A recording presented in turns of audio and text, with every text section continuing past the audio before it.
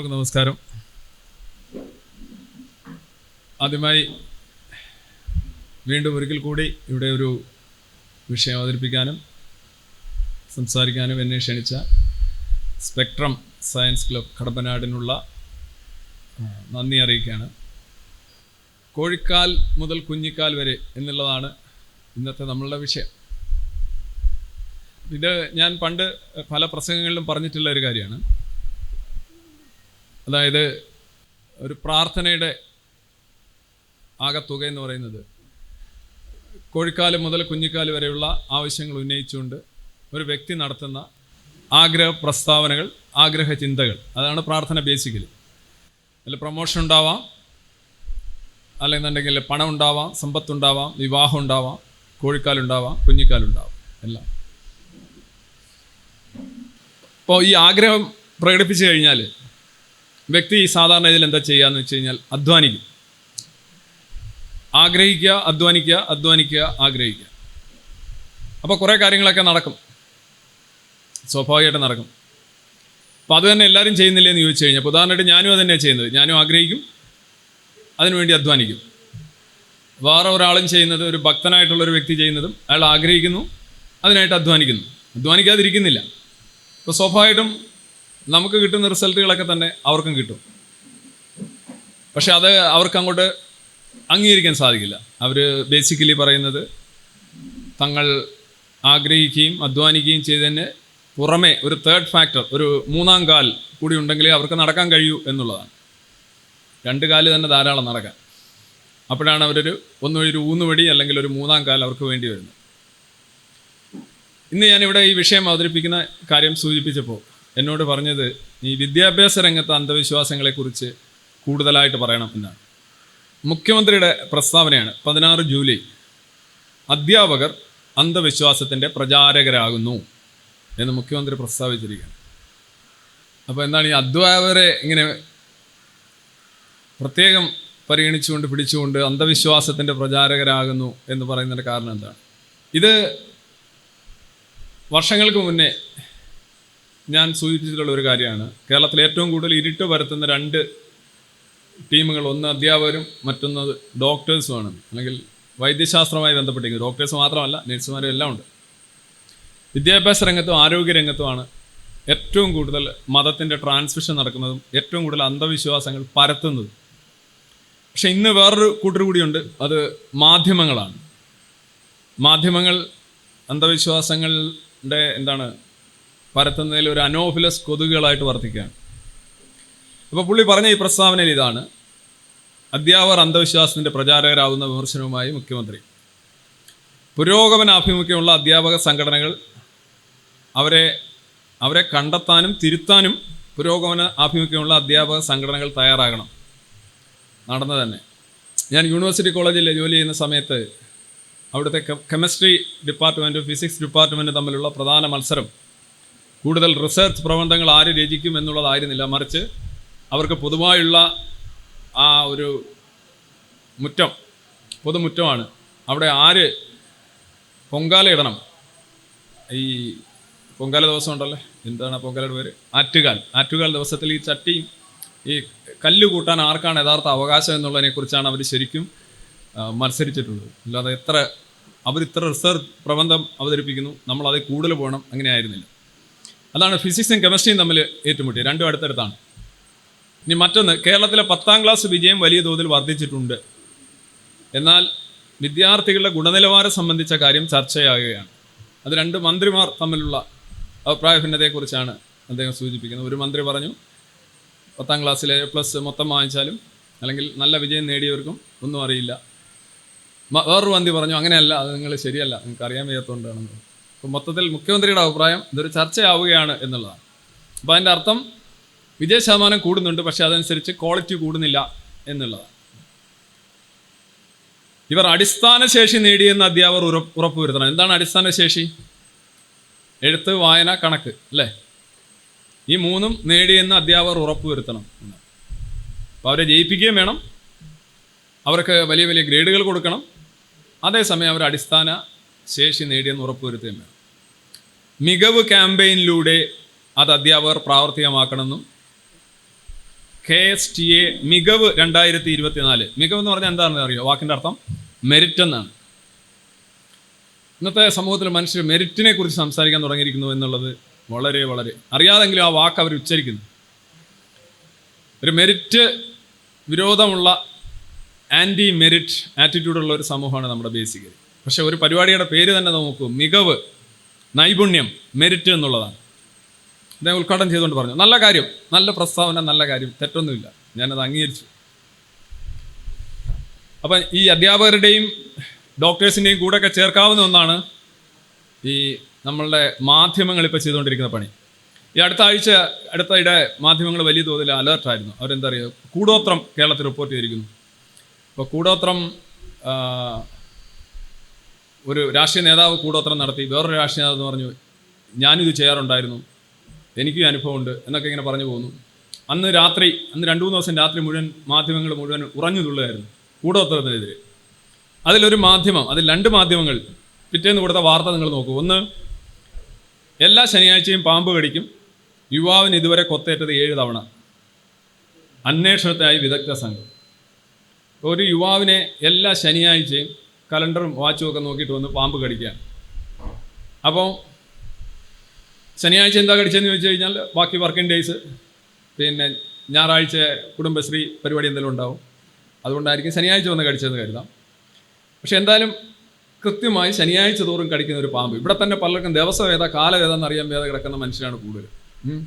ഇന്ന് ഏതാ ദിവസം എന്നൊക്കെ പലരും ചോദിക്കുന്നുണ്ട്. പക്ഷേ പാമ്പിന് തെറ്റിയിട്ടില്ല. കഴിഞ്ഞ 7 തവണയായി യുവാവിനെ പാമ്പ് കടിച്ചു. പിന്നെ അത് മാത്രമല്ല, അതിനകത്ത് രസം, എല്ലാ ശനിയാഴ്ചയും പാമ്പ് കടിക്കുന്ന യുവാവിന് ഇതുവരെ 7 തവണയാണ് കുത്തേറ്റിട്ടുള്ളത്. അപ്പോൾ ഈ യുവാവിന് എന്ത് പ്രായമുണ്ട്, എത്ര ശനിയാഴ്ചയാണ് ഇയാൾ ജീവിച്ചത് എന്നൊരു ചോദ്യമുണ്ട്. അല്ല, ഒരു ടൈറ്റിൽ തന്നെ വരുന്ന ഒരു ഇതാണ്. ഞാൻ പറഞ്ഞിങ്ങനെ സംഭവം, ഇത് ബീഹാറിലെങ്ങാണ്ട് ഒരാളെ പാമ്പ് കടിച്ചു. ആ പാമ്പ് കടിച്ച പാമ്പിന് വിഷം കുറവായിരിക്കും, അല്ല വിഷം ഉണ്ടായിരിക്കില്ല. ഇയാൾ അതിനെ പിടിച്ച് തിരിച്ച് കടിച്ച് അതിൻ്റെ സ്പൈനൽ കോഡങ്ങാണ്ട് തകർന്ന് അത് ചത്തിട്ടുണ്ടാവും. ഇതാണ് ഇവിടുന്ന് ഇങ്ങനെ നൂല് രൂപത്തിൽ ഇങ്ങനെ വാർത്തയായിട്ട് ഇവിടെ വന്നിട്ട് കൊടുക്കുന്നത്. അപ്പോൾ ഇത് വായിക്കുന്ന ഒരാൾക്കുണ്ടാകുന്ന ചിന്തകൾ എന്തൊക്കെയാണ്? അങ്ങനെ പാമ്പ് ഓർത്ത് വെച്ച് കടിക്കൂ, പാമ്പിന് ഇങ്ങനെ സ്വഭാവം ഉണ്ടാവും. അപ്പോൾ അതൊക്കെ ശരിയല്ലേ? അല്ലെ, അങ്ങേര് പറഞ്ഞ് ശരിയല്ലേ, ഇങ്ങേര് പറഞ്ഞ് ശരിയല്ലേ? ആളുകളെ മൊത്തത്തിൽ ഒരു വല്ലാത്ത സംശയത്തിലേക്ക് ആഴ്ത്തുന്ന രീതിയിലുള്ള ഒരു പ്രസ്താവനയാണ് ഇത്. അപ്പോൾ ഇവർ തലേ ദിവസം ഇങ്ങനെ കൂടോത്രത്തിനെതിരെ അതിഭീകരമായ ചർച്ച ചെയ്ത് തളർന്നു നിൽക്കുന്ന ടീമുകളാണെന്ന് ആലോചിക്കണം. തൊട്ടടുത്ത് അടുത്ത മാധ്യമം ചെയ്യുന്നത് നോക്കൂ. ശനി വക്രഗതിയിൽ 11 നാളുകാർക്ക് അധിക ശ്രദ്ധ. അതായത് 11 നാളുകാർ അധികമായി ശ്രദ്ധിക്കണം. കാര്യം എന്താ അറിയാമോ? ശനിയാഴ്ചയല്ല, ശനിയാഴ്ച ശനിയുടെ പേരിലുള്ളതാണെങ്കിലും വക്രഗതിയിലാണ്. അതുകൊണ്ട് ഈ 11 നാളുകാർ ശ്രദ്ധിക്കണമെന്നില്ല. ഒന്ന്, ഈ വക്രഗതി എന്ന് പറയുന്നൊരു സാധനം ഇല്ലാത്തതാണ്.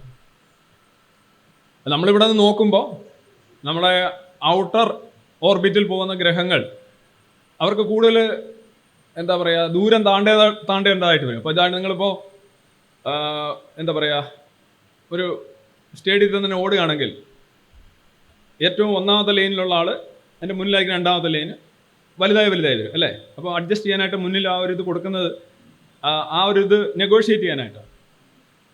അതേസമയം ഇപ്പം ഇതിന് ചുറ്റും, ഇതിന് ഇവിടെ ചുറ്റും നടന്നോടുന്ന ആളും അടൂര് നടന്നോടുന്ന ആളും അങ്ങ് പത്തനംതിട്ട നടന്നോടുന്ന ആളും തമ്മിൽ കവർ ചെയ്യുന്ന ദൂരം ഒരുപാട് വ്യത്യാസമുണ്ട്. അപ്പോൾ കുറേ കഴിയുമ്പം അവർ പുറകോട്ടൊന്നും പോകുന്നില്ല, പക്ഷേ നമ്മൾ കുറച്ച് ഡിസ്റ്റൻസ് ഉള്ളതുകൊണ്ട് നമുക്ക് അവർ പുറകോട്ട് പോകുന്നതായിട്ട് തോന്നും. കാര്യം നമ്മൾ കുറച്ച് ദൂരമാണ്, ചെറിയ വൃത്തമാണ്, കുറേ കൂടെ വലിയ വൃത്തം, അതിനേക്കാൾ വലിയ വൃത്തം, അതിനേക്കാൾ വലിയ വൃത്തം. അപ്പോൾ വരുമ്പം ഔട്ടർ ലെയറിലുള്ള ഭൂമി കഴിഞ്ഞ് വരുന്ന ഗ്രഹങ്ങളെല്ലാം തന്നെ കുറേ കഴിയുമ്പോൾ പുറകോട്ട് പോകുന്നതായിട്ട് നമുക്ക് തോന്നും. അവർ പുറകോട്ട് സഞ്ചരിക്കുന്നത് വക്രഗതിയാണ്. അത് ചൊവ്വയ്ക്കുണ്ട്, ശനിക്കുണ്ട്, എല്ലാത്തിനും ഉണ്ട്. അത്രേ ഉള്ളൂ. അത് തന്നെ ഒരു ഫോൾസ് ആയിട്ടുള്ള ഒരു കൺസെപ്റ്റാണ്. അങ്ങനെ ശനി പുറകോട്ട് പോകുന്നു എന്ന് പറഞ്ഞുകൊണ്ട് ഇവിടെ കുറേ പേടിപ്പിക്കലുകൾ ഉണ്ടാക്കി വെച്ചിട്ടുണ്ട്. അത് നടക്കില്ല, ഇത് നടക്കില്ല, മറ്റേത് നടക്കില്ല. അപ്പോൾ ഒന്നാണ്ട് ചോറ് ഉണ്ട് കഴിഞ്ഞ് കൈ കഴുകാനായിട്ട് വൈകി കഴിഞ്ഞാൽ കല്യാണം നടക്കില്ല എന്ന് പറയുന്നത് പോലെ ഒരു സംഭവം ഉണ്ടാക്കി വെച്ചിരിക്കുകയാണ്. ശനി പുറകോട്ട് പോകുന്നു, അതുകൊണ്ട് 11 നാളുകാർ ശ്രദ്ധിക്കണം. ഈ 11 നാളുകാരെയാണ് ശനി നോട്ട് ഇട്ടിട്ടുള്ളത്, സ്പെഷ്യൽ. ഓക്കെ, ഇതാണ് അടുത്ത മാധ്യമത്തിൻ്റെ. ഇവരും 2 ദിവസം തച്ചിനിരുന്ന് സപ്താഹം പോലെ കൂടോത്ര വിരുദ്ധ ചർച്ച നടത്തിയ ടീമുകളാണ്. അപ്പോൾ അധ്യാപകരും ഡോക്ടേഴ്സും മാത്രമല്ല, ഇനിയിപ്പോൾ രാഷ്ട്രീയക്കാരുടെ കാര്യം ഞാൻ പറയണ്ട, എല്ലാം തമ്മിൽ ഭേദം ഒന്നും പറയാനില്ല. നമ്മുടെ വിദ്യാഭ്യാസത്തിൻ്റെ നമ്മൾ മികവിലേക്ക് തിരിച്ചു വരാം. മുഖ്യമന്ത്രി പറഞ്ഞൊരു കാര്യം, അവരെ മികവുള്ളവരാക്കണം. തീർച്ചയായിട്ടും അതാണ് വേണ്ടത്, മെറിറ്റുള്ള. പക്ഷെ നമ്മുടെ യഥാർത്ഥത്തിൽ നമ്മുടെ വിദ്യാഭ്യാസവും നമ്മുടെ പൊതുസമൂഹത്തിലും ഈ മെറിറ്റിന് എന്തുമാത്രം പ്രാധാന്യം കൊടുക്കാൻ ആരെങ്കിലും മെറിറ്റിന് വേണ്ടി സംസാരിക്കാറുണ്ടോ? മെറിറ്റ് ഒരു മിഥ്യയാണ്, മെറിറ്റ് ആവശ്യമില്ല.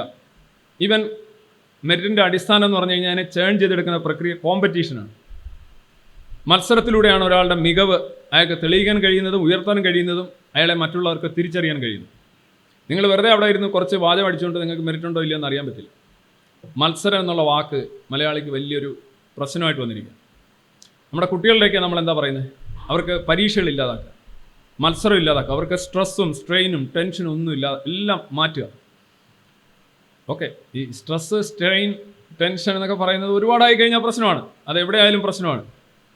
പക്ഷെ എന്നിരുന്നാലും വളരെ ഒപ്റ്റിമം ലെവലിലുള്ള സ്ട്രെസ്സും സ്ട്രെയിനും ടെൻഷനും ഒന്നും ഇല്ലെങ്കിൽ യഥാർത്ഥത്തിൽ നമുക്ക് വിജയം പോലും ആഹ്ലാദിക്കാൻ പറ്റില്ല. നമ്മുടെ അധ്വാനത്തിന് പലപ്പോഴും നമുക്കൊരു ഗുണപരമായ ഒരു ഫലം ഉണ്ടാകുന്നതിൻ്റെ പ്രധാന കാര്യം അതിൻ്റെ അടിസ്ഥാനം എന്ന് പറയുന്നത് നമ്മളെ അതിന് നടത്തുന്ന കഠിനാധ്വാനം. ഇപ്പം കോമ്പറ്റീഷൻ എന്ന് പറയുന്ന സംഗതി ആളുകൾക്ക് ഇഷ്ടമല്ല. മത്സര ബുദ്ധി പാടില്ല. മത്സര ബുദ്ധി വേണം. മത്സര ബുദ്ധിക്ക് എന്താണ് പ്രശ്നം? ഇവർ മത്സരം എന്ന് കേൾക്കുമ്പോൾ ഇവരാദ്യം അറിയാം അടി, യുദ്ധം, ഇതൊക്കെയാണ്. ഇതല്ല മത്സരത്തിൽ, അതൊന്നുമില്ല. മത്സരത്തിൽ അടിയില്ല, യുദ്ധമില്ല, നാശമില്ല, തർക്കവുമില്ല.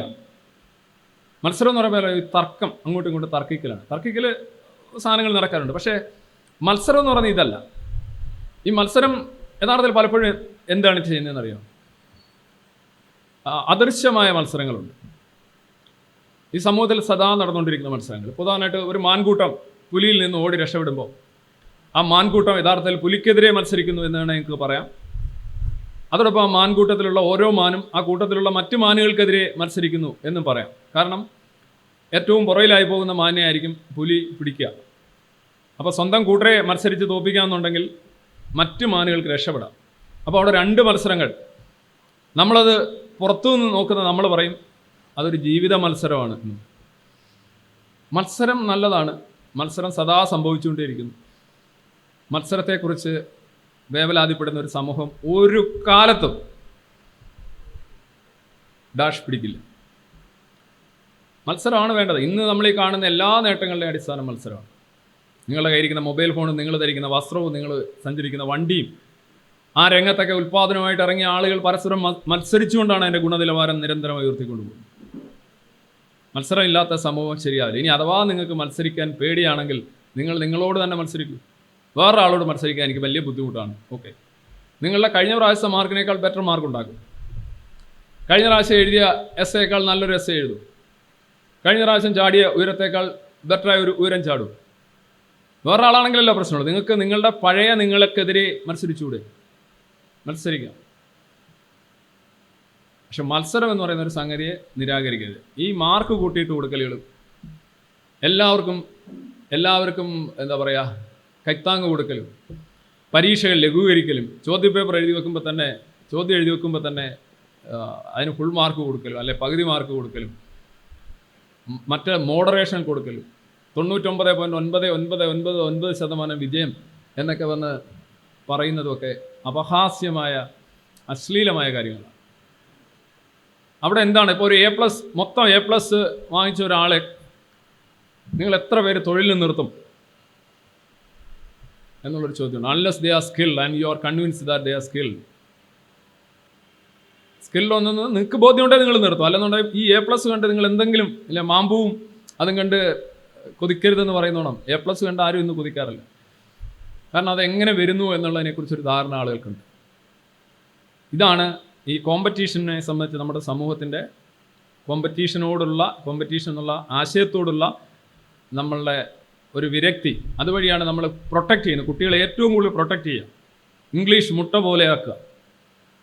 Layers of protection. കുട്ടികൾ അന്നേരം ഒരു രീതിയിലുള്ള വെല്ലുവിളികളോ ഒരു രീതിയിലുള്ള പരീക്ഷകളോ ഒന്നും നേരിടാതിരിക്കുക. അല്ലെ പരീക്ഷകൾ നേരിടുന്ന പരീക്ഷകളിൽ വിജയം അനായാസമാക്കുക, ഒരുപാട് താഴ്ത്തി വെച്ചു കൊടുക്കുക.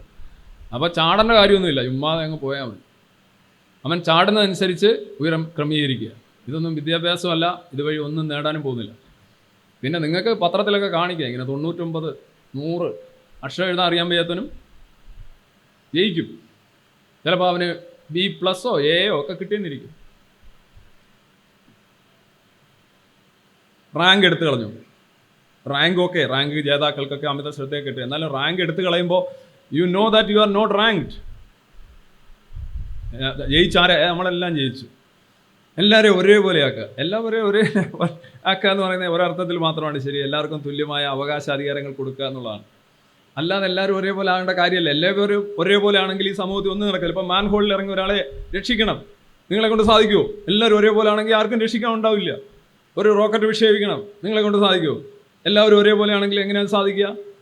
ഒരു നല്ല ഒരു ഒരു ഒരു ഒരു ഗാനം ആലപിക്കണം, എല്ലാവരും ഒരേപോലെ ആണെങ്കിൽ എല്ലാവരും ഈ ഡാഷ് രാഗത്തിലിരുന്ന് പാടി അത് ഗാനമാകും. വ്യത്യസ്തരായ ആളുകൾ ഉണ്ടാവണം. ആ വ്യത്യസ്തത എന്ന് മാത്രം കണ്ടാൽ മതിയല്ലോ. മികവുണ്ടാവട്ടെ, അതിനോടൊരു അസൂയ അല്ലെങ്കിൽ അതിനോടൊരു വിരക്തി, അലർജി ഉണ്ടാവുക എന്ന് പറയുന്നത് ശരിയായ കാര്യമാണ്.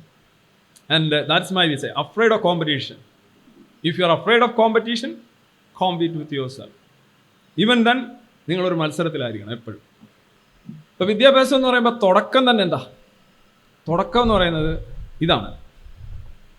നമ്മുടെ പൊതുവിദ്യാഭ്യാസത്തിൻ്റെയും എല്ലാത്തരം വിദ്യാഭ്യാസത്തിൻ്റെ അടിസ്ഥാനം വിദ്യാരംഭം എന്ന് പറയുന്നത്, എഴുത്തിനിരുത്ത് എന്ന് പറയുന്ന സാധനം. ഇതിപ്പോൾ സെക്കുലറൈസ്ഡ് ആയിട്ടുള്ള സാധനമാണ്. ഭരണാധികാരികൾ ചെയ്യാറുണ്ട്, സാംസ്കാരിക നായകന്മാർ ചെയ്യാറുണ്ട്. അതിനെന്താ കുഴപ്പം? അതിനകത്ത് എന്തോ എഴുത്തിനിരുത്തുന്നു, അരിയിൽ എഴുതിക്കുന്നു, ഏതിലൊക്കെയോ മണലിൽ എഴുതിപ്പിക്കുന്നു. അതെന്താ എത്ര കുഴപ്പം എന്ന് ചോദിക്കുന്നു. അപ്പോൾ സ്വാഭാവികമായിട്ടും നമ്മൾ പല അന്ധവിശ്വാസങ്ങളെയും പല അനാചാരങ്ങളെയും നമ്മൾ ന്യായീകരിക്കുന്നത് അതിൻ്റെ എന്താ പറയുന്നത് ഹാംലെസ് ആയിട്ടുള്ള സൈഡ് ചൂണ്ടിക്കാണിച്ചുകൊണ്ട്. പലതിലും ഹാംലെസ് ആയിട്ടുള്ള ഒരുപാട് സൈഡുണ്ട്. പക്ഷേ പൊട്ടൻഷ്യലി ഇത് എന്താണെന്നറിയാമോ? ഇത് ഇത്രയേ ഉള്ളൂ. ഡോക്ട്രിൻ ഓഫ് സിഗ്നേച്ചേഴ്സ് എന്ന് പറയുന്ന ഒരു അന്ധവിശ്വാസ പ്രവണതയാണ്. എന്ന് പറഞ്ഞു കഴിഞ്ഞാൽ നമ്മൾ ഈ പ്രപഞ്ചത്തിലെല്ലാം കാണുന്ന വസ്തുക്കളിലെല്ലാം ആ വസ്തുവിൻ്റെ ആന്തരിക സത്ത സംബന്ധിച്ച് ഒരു സിഗ്നേച്ചർ, ഒരു ഒപ്പുണ്ട്. അത് അതിൻ്റെ അടയാളം കാണുമ്പോൾ മനസ്സിലാവും. ലൈക്ക് തലവേദന എടുക്കുമ്പോൾ ഉപയോഗിക്കാനായിട്ട് ഒരു വേര് കണ്ടെത്തുന്നത്, തലയുടെ ആകൃതിയിലുള്ള ഒരു വേര് അവിടെ ഉണ്ടെങ്കിൽ അതവിടെ കൊണ്ടുവച്ചിരിക്കുന്നത് തലവേദന പരിഹരിക്കാനാണ്. കാര്യം അത് നോക്കുമ്പോൾ തല പോലെ ഉണ്ട്, മനുഷ്യൻ്റെ തല പോലെ ഉണ്ട് അല്ലേ. കരടിയുടെ നെയ്യ്, കരടിക്ക് മുഴുവൻ ശരീരത്തിൽ മുടിയുണ്ട്. അപ്പോൾ കരടിയുടെ നെയ്യ് എടുത്തടിച്ചാൽ മുടി വളരും, സിമ്പിൾ. അതുപോലെ സ്വർണം അരച്ച് വായിൽ കൊടുത്തു കഴിഞ്ഞാൽ സ്വർണത്തിൻ്റെ നിറം വരും. സ്വർണത്തിന് ആ നിറം അരച്ച് കൊടുത്തു കഴിഞ്ഞാൽ ആ നിറം. ഇത്രയേ ഉള്ളൂ. ഓരോന്നും കാണുമ്പോൾ ഇത് അതിന് പറ്റിയതാണ്. ഇത് ആനയ്ക്ക് തലവേദന, ആനയെ പോലൊരു വേര് കാണും, ഈ വേര് കൊടുത്തു കഴിഞ്ഞാൽ ആനയുടെ തലവേദന മാറും. ഈ ഒരു പ്രവണത എല്ലാവർക്കും ഉണ്ട്. രൂപം കണ്ടുകൊണ്ടും അതിൻ്റെ ഫിഗർ കണ്ടുകൊണ്ടും കാര്യങ്ങൾ തീരുമാനിക്കും. നമ്മുടെ പല അന്ധവിശ്വാസങ്ങളും അങ്ങനെ. വിഷുവിന് തന്നെ കണിക്കൊന്നയ്ക്ക് പകരം ചെമ്പരത്തി ആണെങ്കിലോ? കണിക്കൊന്ന എന്ന് പറഞ്ഞാൽ സ്വർണത്തിൻ്റെ നിറം. സ്വർണം എന്ന് പറഞ്ഞു കഴിഞ്ഞാൽ സമ്പത്ത്, ആഹാ, അത് കണ്ടു കഴിഞ്ഞാൽ പിന്നെ ആ വർഷം മുഴുവൻ അങ്ങനെ. ചെമ്പരത്തിയാലോ രക്തവർണം, മരണം, ലൈക്ക് ദാറ്റ്. ഇത്രയൊക്കെ ഉള്ളൂ. ISROക്കാരൻ ചെയ്യുന്നത് ഇതേ ഉള്ളൂ. ആർക്കും കണിക്കൊന്നയിൽ പലരും കണിയിൽ ഈ ചേമ്പും ചേനയൊന്നും വെക്കാത്തതിൻ്റെ കാര്യം എന്താ? ചൊറിച്ചിൽ. ആ വർഷം മുഴുവൻ ചൊറിച്ചിലായിരിക്കും. ചുമ്മാ അങ്ങ് ചിന്തിക്കുക, അത് ചൊറിച്ചിലുണ്ട്, അപ്പോൾ അതിൻ്റെ സ്വഭാവം അത് വെച്ചു. ഇതൊക്കെ ഭയങ്കര സയൻസ് ആണെന്നാണ് പറയുന്നത്. ഓരോ വസ്തുക്കൾക്കും അതിൻ്റെ സത്ത സംബന്ധിച്ചുള്ള ഒരു കയ്യൊപ്പ്, ദൈവത്തിൻ്റെ കയ്യൊപ്പ് എന്നാണ് അവർ പറയുന്നത്. ഡോക്ട്രിൻ ഓഫ് സിഗ്നേച്ചേഴ്സ് എന്നാണ്. അത്രേ ഉള്ളൂ. ആ അന്ധവിശ്വാസം തന്നെയാണ് ഇത് ശശി തരൂർ ചെയ്താലും പിണറായി വിജയൻ ചെയ്താലും MK സാനു മാസ്റ്റർ ചെയ്താലും അല്ലെങ്കിൽ വേറെ ഒരു വലിയ ആനന്ദ് ചെയ്താലും ആരൊക്കെ എനിക്കറിയില്ല, ആരൊക്കെയാണ് ചെയ്യാത്തതെന്ന് എനിക്കറിയില്ല. എല്ലാ സാംസ്കാരിക നായകന്മാരും ഭരണാധികാരികളൊക്കെ ചെയ്യാറുണ്ട്.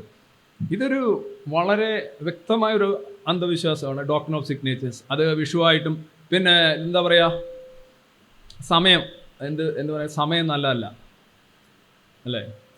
സമയം നല്ലതല്ല എന്ന് പറയുമ്പോൾ ഈ വിഷുവിൻ്റെ കണി കണ്ടു കഴിഞ്ഞാൽ ആ വർഷം മുഴുവൻ നന്നാവുമെന്നാണ് പറഞ്ഞു. അപ്പോൾ പിന്നെ ഓരോ മാസത്തിനും ഓരോ ദിവസത്തിനും ഓരോ സമയത്തിനും സമയം നോക്കേണ്ട കാര്യമുണ്ടോ? നിങ്ങൾ കണി നേരെ വെച്ചു, ആ വർഷം മുഴുവൻ ഇൻഷേർഡാണ്. പിന്നെന്തിനാണ് നിങ്ങൾ ഈ മാസം കൊള്ളാമോ, ഈ ആഴ്ച കൊള്ളാമോ, ഈ ദിവസം കൊള്ളാമോ, ഇപ്പോൾ ഇറങ്ങാമോ എന്നൊക്കെ നോക്കുന്നത്? ഇങ്ങനെ തട്ടുതട്ടായിട്ട് ഇങ്ങനെ വെച്ചിരിക്കണം. ഇപ്പോൾ നല്ല സമയമല്ല, ഇപ്പോൾ കടമ്പനാട്ടോട്ട് പോകണ്ട. ഇതിനൊക്കെ ഓരോരോ പടി വെച്ചിരിക്കുകയാണ്, അതിൻ്റെ വൈവിധ്യങ്ങളാണ്. അപ്പം ഇത് സംഗതി ഡോക്ടർ ഓഫ് സിഗ്നേച്ചേഴ്സ് ആണ്. ഇപ്പോൾ ശശി തരൂരിനെ കൊണ്ട് തൻ്റെ മകനെ എഴുതിപ്പിക്കണം എന്ന് പറയുന്നവർ ഉദ്ദേശിക്കുന്ന ഇത്രയേ ഉള്ളൂ. ശശി തരൂർ വലിയൊരു സ്കോളറാണ്, അറിവും വിവരമൊക്കെ ഉള്ള ആളാണ്. അപ്പോൾ അദ്ദേഹത്തിൻ്റെ കൈകൊണ്ട് എൻ്റെ മകളെ എഴുതിപ്പിച്ചാൽ അവനും കയറിപ്പോകും എന്നൊക്കെ ഉള്ള. ഇനി അപ്പോൾ ചോദിക്കും വേറെ പലരും അങ്ങനെയാണ്, അവർ പവറായിരിക്കും ചിലപ്പോൾ ഉദ്ദേശിക്കുന്നത്, ഫെയിമായിരിക്കും ഉദ്ദേശിക്കുന്നത്. ഇപ്പോൾ ആർണോൾഡ് ഷ്വാർസ്നെഗറിനെ കൊണ്ട് എഴുതിപ്പിക്കുന്നവർ ചിലപ്പോൾ ഇതായിരിക്കും ഉദ്ദേശിക്കുന്നത്. എല്ലാം ഇതിൻ്റെ അടിസ്ഥാനം എന്ന് പറയുന്നത് ഒന്ന് തന്നെയാണ്. അശാസ്ത്രീയമായിട്ടുള്ള അയുക്തിപരമായിട്ടുള്ള ചിന്തകളാണ് ഇതിൻ്റെ എല്ലാ അടിസ്ഥാനം. വിദ്യാരംഭം കഴിഞ്ഞാൽ പിന്നെന്താണ്? സ്കൂളുകളിൽ ചെല്ലുന്നു. ആദ്യം എന്താ തുടങ്ങുന്നത്? പ്രാർത്ഥന. അതിരാവിലെ ചെന്നൊരു ഭിക്ഷാടന സാഹിത്യം, അല്ലെങ്കിൽ ഒരു കുട്ടികൾ ആക്ച്വലി ഭിക്ഷാടനം നടത്താണ്. തരണേ തരണേ തരണേ തരണേ, ശക്തി തരണേ, ബുദ്ധി തരണേ. ഇതൊന്നും ഇല്ലാത്തവരാണ് എന്നാണ് നമുക്ക് തോന്നുക. ഇനി ഇതില്ലാത്തവരാണെങ്കിൽ അങ്ങനെ ആർക്കും കൊടുത്തും നമ്മൾ കണ്ടിട്ടില്ല, കഥയല്ലാതെ. എൻ്റെ നാവിന് ത്രാണി തരണേ. അപ്പം എന്താ നാവിന് ത്രാണി തരണേ എന്ന് പറയണമെങ്കിൽ ആ നാവിന് ത്രാണി ഉണ്ടായിരിക്കണം.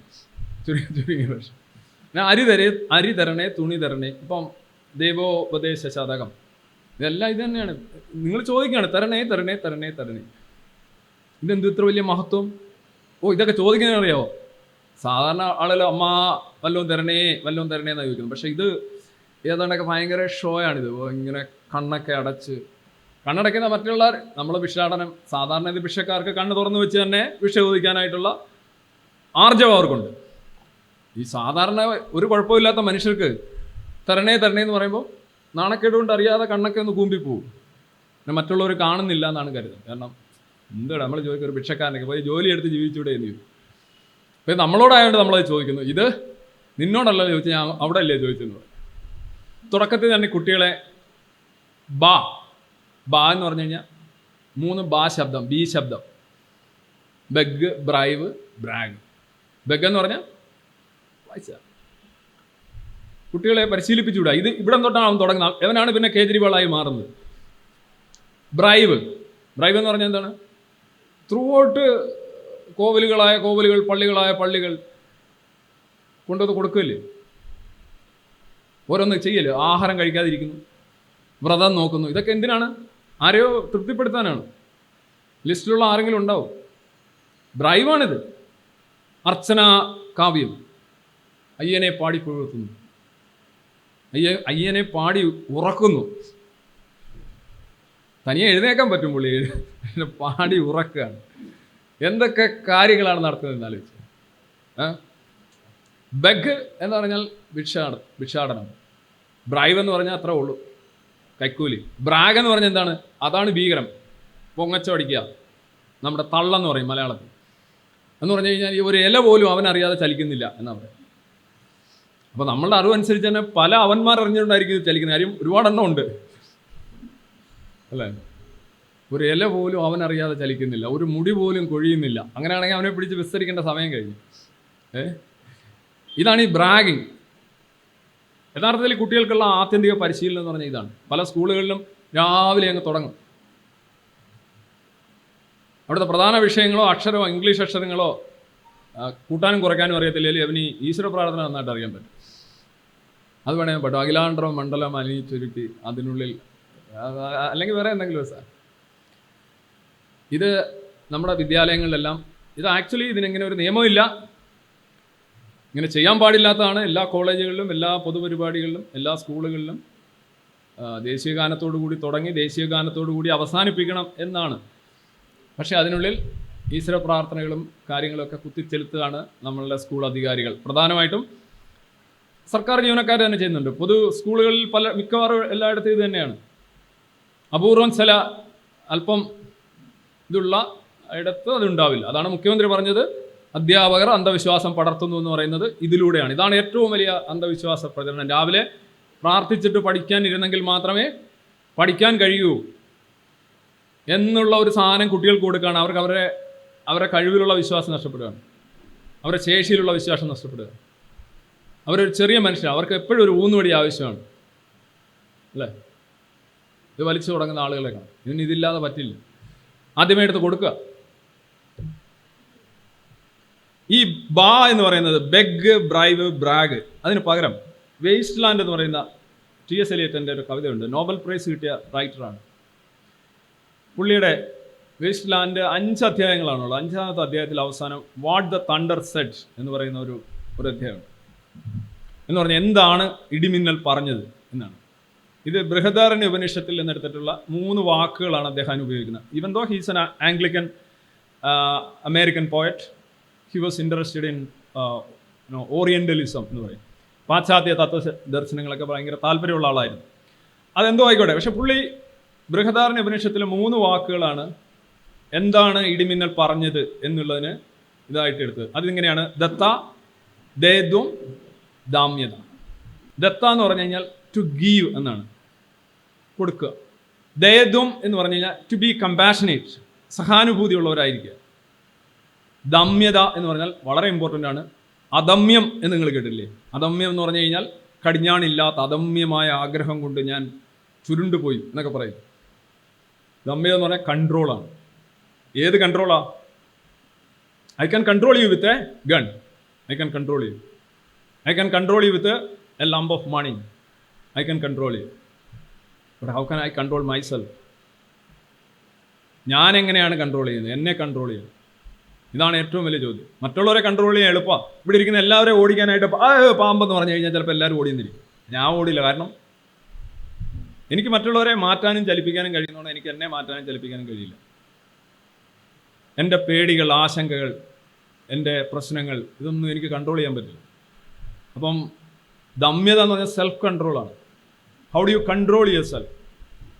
മറ്റൊരാളേക്ക് പറഞ്ഞാൽ പോട്രാ, പ്രശ്നമൊന്നും ഉണ്ടാക്കണം, നീ പോരെ എന്ന് പറയാം. പക്ഷെ നിങ്ങൾക്ക് പലപ്പോഴും അത് ചെയ്യാൻ കഴിയാറില്ല. മറ്റൊരാളോട് നമുക്കത് പറയാൻ കഴിയും. ഈ 3 വാക്കുകളാണ്. ദത്ത എന്ന് പറഞ്ഞാൽ കൊടുക്കുക, എല്ലാവർക്കും കൊടുക്കുക. ഇവിടെ മറ്റെന്താണ്? ബാ, ബെഗ്, തരിക, തരിക എന്നാണ് പറയുന്നത്. എലിയറ്റിൻ്റെ വേസ്റ്റ് ലാൻഡിൽ പറയുന്ന ആദ്യത്തെ വാചകം നോക്കൂ: ദത്ത, കൊടുക്കുക, കൊടുക്കുക, കൊടുക്കുക. പ്രാർത്ഥനയുടെ അടിസ്ഥാനം എന്താ?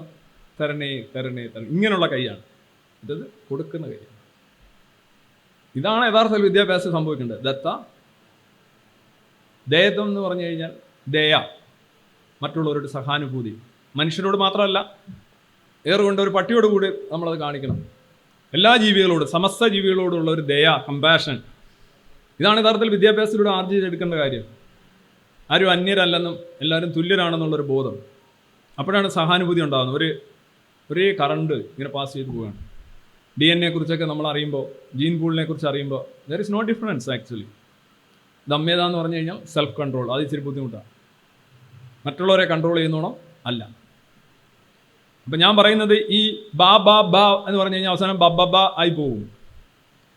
എന്നാൽ പക്ഷേ ഈ ദാ ദാ ദാ എന്ന് പറഞ്ഞു കഴിഞ്ഞാൽ you will be A class person for sure. ഇനി സ്കൂളുകളിലെ അന്ധവിശ്വാസം പലതരത്തിലാണ്. ശാസ്ത്രസമയം ഏറ്റവും കൂടുതൽ ശാസ്ത്രവിരുദ്ധം അരങ്ങേറുന്ന ചില സ്ഥാപനങ്ങളാണ് ഇവിടെ ലിസ്റ്റ് എടുത്തതിന് നമ്മുടെ സ്കൂളുകളിൽ വരും.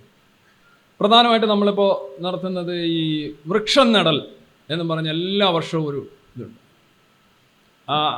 ഈ വൃക്ഷം നടലല്ല, തൈ നടൽ. ഈ തൈ നട്ട കുഴികൾ ഒരു വർഷം ജീവനോടെ ഉണ്ടെങ്കിൽ ആ കുഴികളിൽ തന്നെ വീണ്ടും അടുത്ത വർഷവും കുഴി നട്ടിട്ട് ഫോട്ടോ എടുത്തിട്ട് ഫേസ്ബുക്കിലിടും. ഈ ഫോട്ടോ എടുക്കാൻ താല്പര്യമുള്ളവർക്കൊരു വലിയ ഇതാണ് ഈ തൈ നടൽ അല്ലെങ്കിൽ വൃക്ഷം നടൽ. എന്താണ് ഇതുകൊണ്ട് ഉദ്ദേശിക്കുന്നത് എന്ന് അത്ര വ്യക്തമല്ല. ഒരുപാട് വൃക്ഷങ്ങൾ ഉണ്ടാകുമ്പോൾ ഓക്സിജൻ കൂടുമെന്നൊക്കെ പറയുന്നവർ വരെയുണ്ട്. ഇത് കേട്ടാൽ തോന്നി ഈ വൃക്ഷങ്ങൾ നമ്മളിങ്ങനെ പിന്നെ വനവൽക്കരണത്തിൻ്റെ ഭാഗമായിട്ട് വൃക്ഷം നടുന്നു. വനവൽക്കരണത്തിൻ്റെ ഭാഗമായിട്ട് നിങ്ങൾ നിങ്ങളുടെ സ്കൂളിൽ കുറച്ച് വൃക്ഷങ്ങൾ ഉണ്ടാക്കിയാൽ വനമാവില്ല. വനം എന്ന് പറഞ്ഞു കഴിഞ്ഞാൽ ഒരു വലിയ സ്ഥലത്ത് ഒരുപാട് വൃക്ഷങ്ങൾ അത് ഉണ്ടെങ്കിൽ മാത്രമേ അതിനെ വനം, അല്ല നിങ്ങളുടെ വീട്ടിന് കുറേ സംഗതി ഉണ്ടായും ചൊല്ലിയത് അതിനെ വനം എന്ന് വിളിക്കാൻ സാധിക്കില്ല. പിന്നെ പറയുന്നത് എന്താണ്? മണ്ണൊലിപ്പ് പോലെയുള്ള കാര്യങ്ങളൊക്കെ തടയാൻ.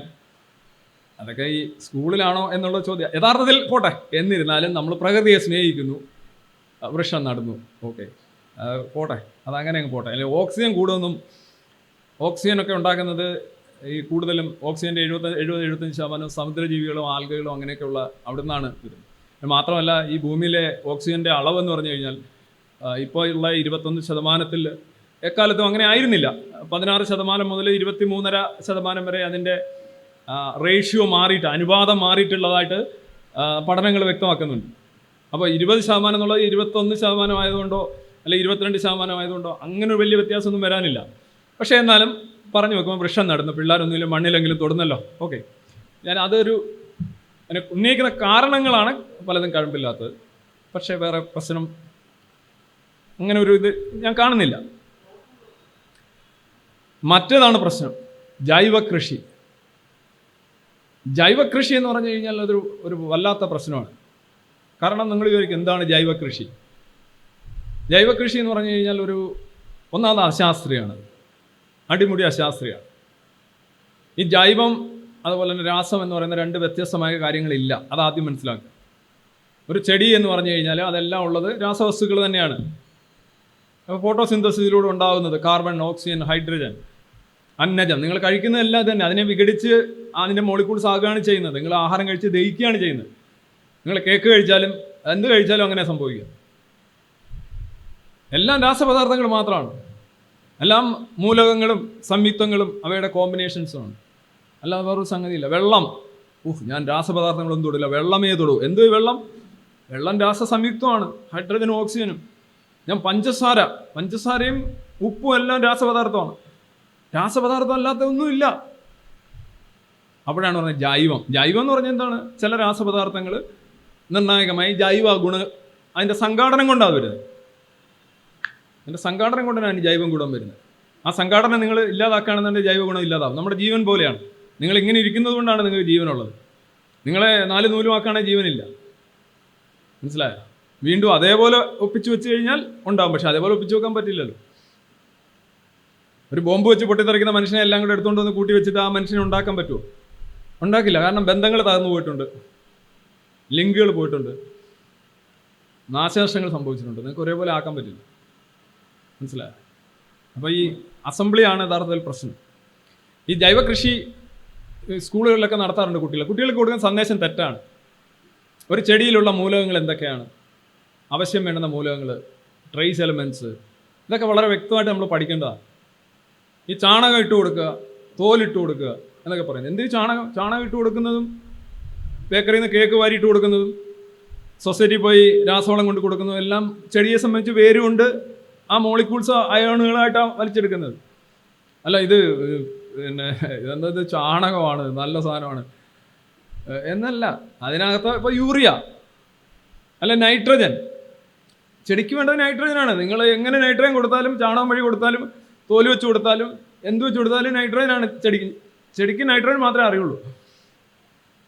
നിങ്ങൾ എന്ത് കൊടുക്കുന്നു എന്നുള്ളൊരു കാര്യമില്ല അവിടെ. ചെടിയിലുള്ള എല്ലാം രാസപദാർത്ഥങ്ങളാണ്. മനസ്സിലായോ? ഇപ്പോൾ ജൈവകൃഷിയുടെ ഒരു ഭാഗമായിട്ട് പലരും ഈ പച്ചക്കറി കൃഷി പറയാറുണ്ട്. പലരും പറയും ജൈവകൃഷിയുടെ വലിയ അപ്പോസ്തലന്മാരായിരിക്കും.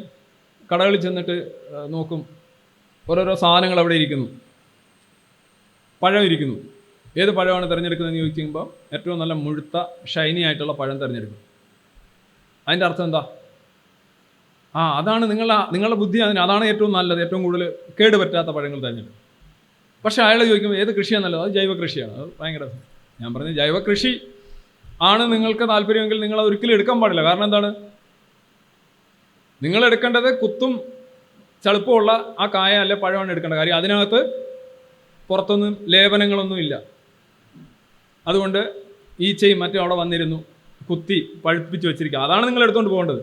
മറ്റേത് ഒരു പ്രശ്നവും ഇല്ലാതിരിക്കുന്നുണ്ടല്ലോ, അതിനകത്ത് പ്രശ്നമാണ്, അതിനകത്ത് എന്തോ തേച്ചിട്ടുണ്ട്, അതാണ് കീടങ്ങൾക്ക് അടുക്കാൻ പറ്റാത്തത് എന്നല്ലേ കരുതേണ്ടത്. ആരും അങ്ങനെ ചെയ്യാറില്ലല്ലോ. പക്ഷെ എല്ലാവരും ജൈവകൃഷി ഫാൻസാണ്.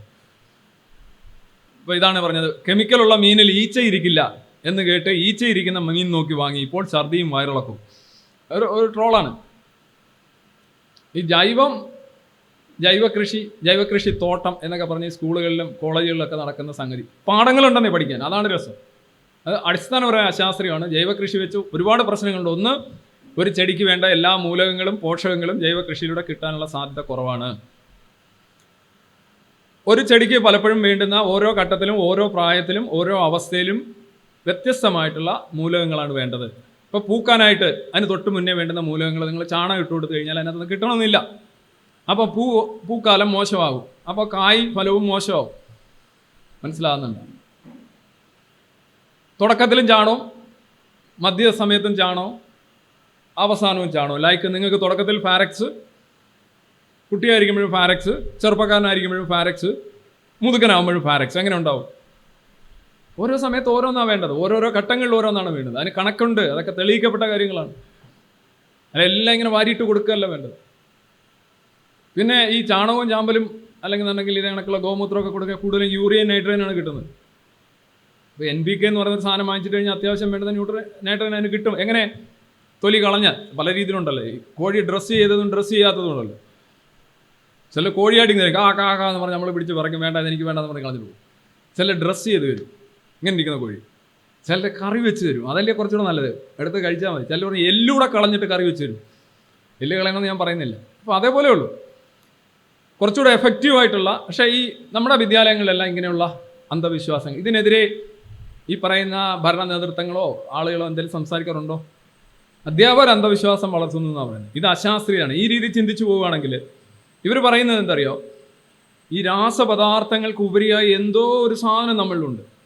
വെറും രാസപദാർത്ഥം അല്ല, എന്തോ ഒരു ആ സാധനത്തിലാണ്. ഇത് തന്നെയാണ് ഈ ദൈവവും പ്രേതവും ചാത്തനും എല്ലാ സാധനവും ഇത് തന്നെയാണ്. ഇതല്ലാത്ത എന്തോ ഒരു കുരു, അതിന് ജൈവം എന്ന് പറയുന്നത് എന്തോ ഉണ്ട്. എന്താണത്?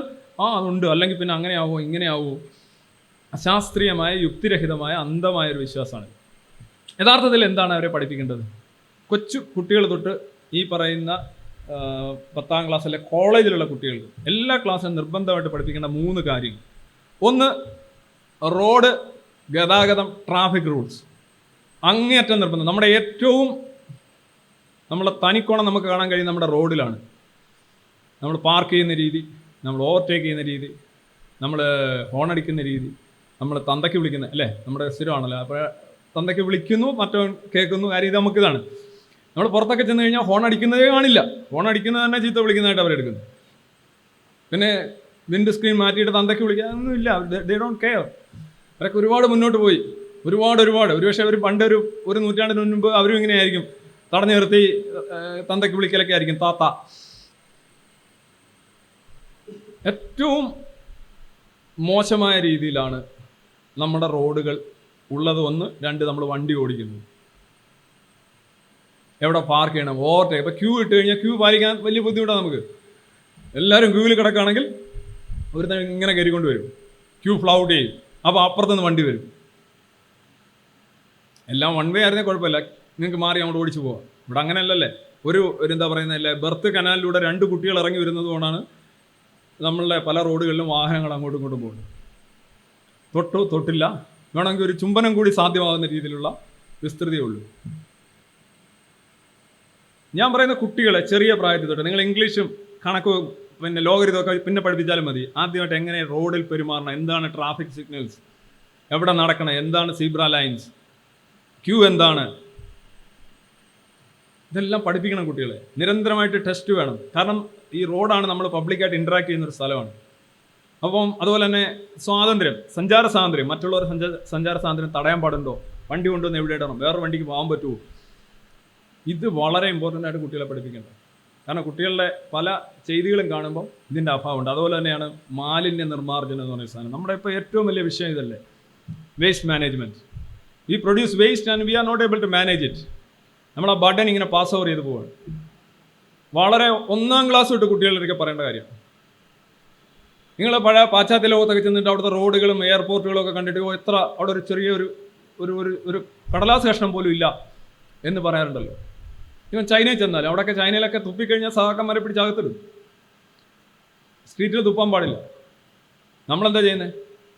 കുറേ പാനുമൊക്കെ എടുത്ത് മുറുക്കി കുറഞ്ഞു വരുന്നുണ്ട്, ഇല്ലെന്ന് ഞാൻ പറയുന്നില്ല. ഇത് വളരെ നിർണായകമായിട്ട് വളരെ ചെറിയ പ്രായത്തിൽ കുട്ടികളെ പഠിപ്പിക്കേണ്ട ഒരു കാര്യം.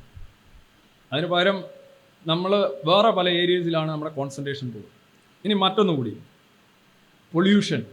ഈ പൊല്യൂഷനൊക്കെ എടുക്കുന്നത് എന്തോ ഒരു സബ്സിഡറി സബ്ജക്റ്റ് പോലെയാണ്, വേറെയൊക്കെയാണ് പ്രധാനം. പക്ഷേ ഇത് നോക്കൂ, ഞാനിവിടെ കാണിച്ചിരിക്കുന്നത് എയർ പൊല്യൂഷനാണ്. വാട്ടർ പൊല്യൂഷൻ്റെ കാര്യമൊക്കെ നിങ്ങൾ കാണുന്നുണ്ട്, ഇപ്പോൾ ഓരോരോ വാർത്തകളായിട്ട് വരും. ഇപ്പോൾ ഒരു 60 ഡെസിബൽ സൗണ്ടിലാണ് നമ്മൾ കോൺവേഴ്സ് ചെയ്യുന്നത്, നമ്മൾ പരസ്പരം സംസാരിക്കുന്നത്. ഒരു 80-85 കഴിയുമ്പോൾ നമ്മളെ ഇയറിന് തന്നെ ഭയങ്കരമായിട്ട് കേട് വരുന്ന സംഗതിയാണ്.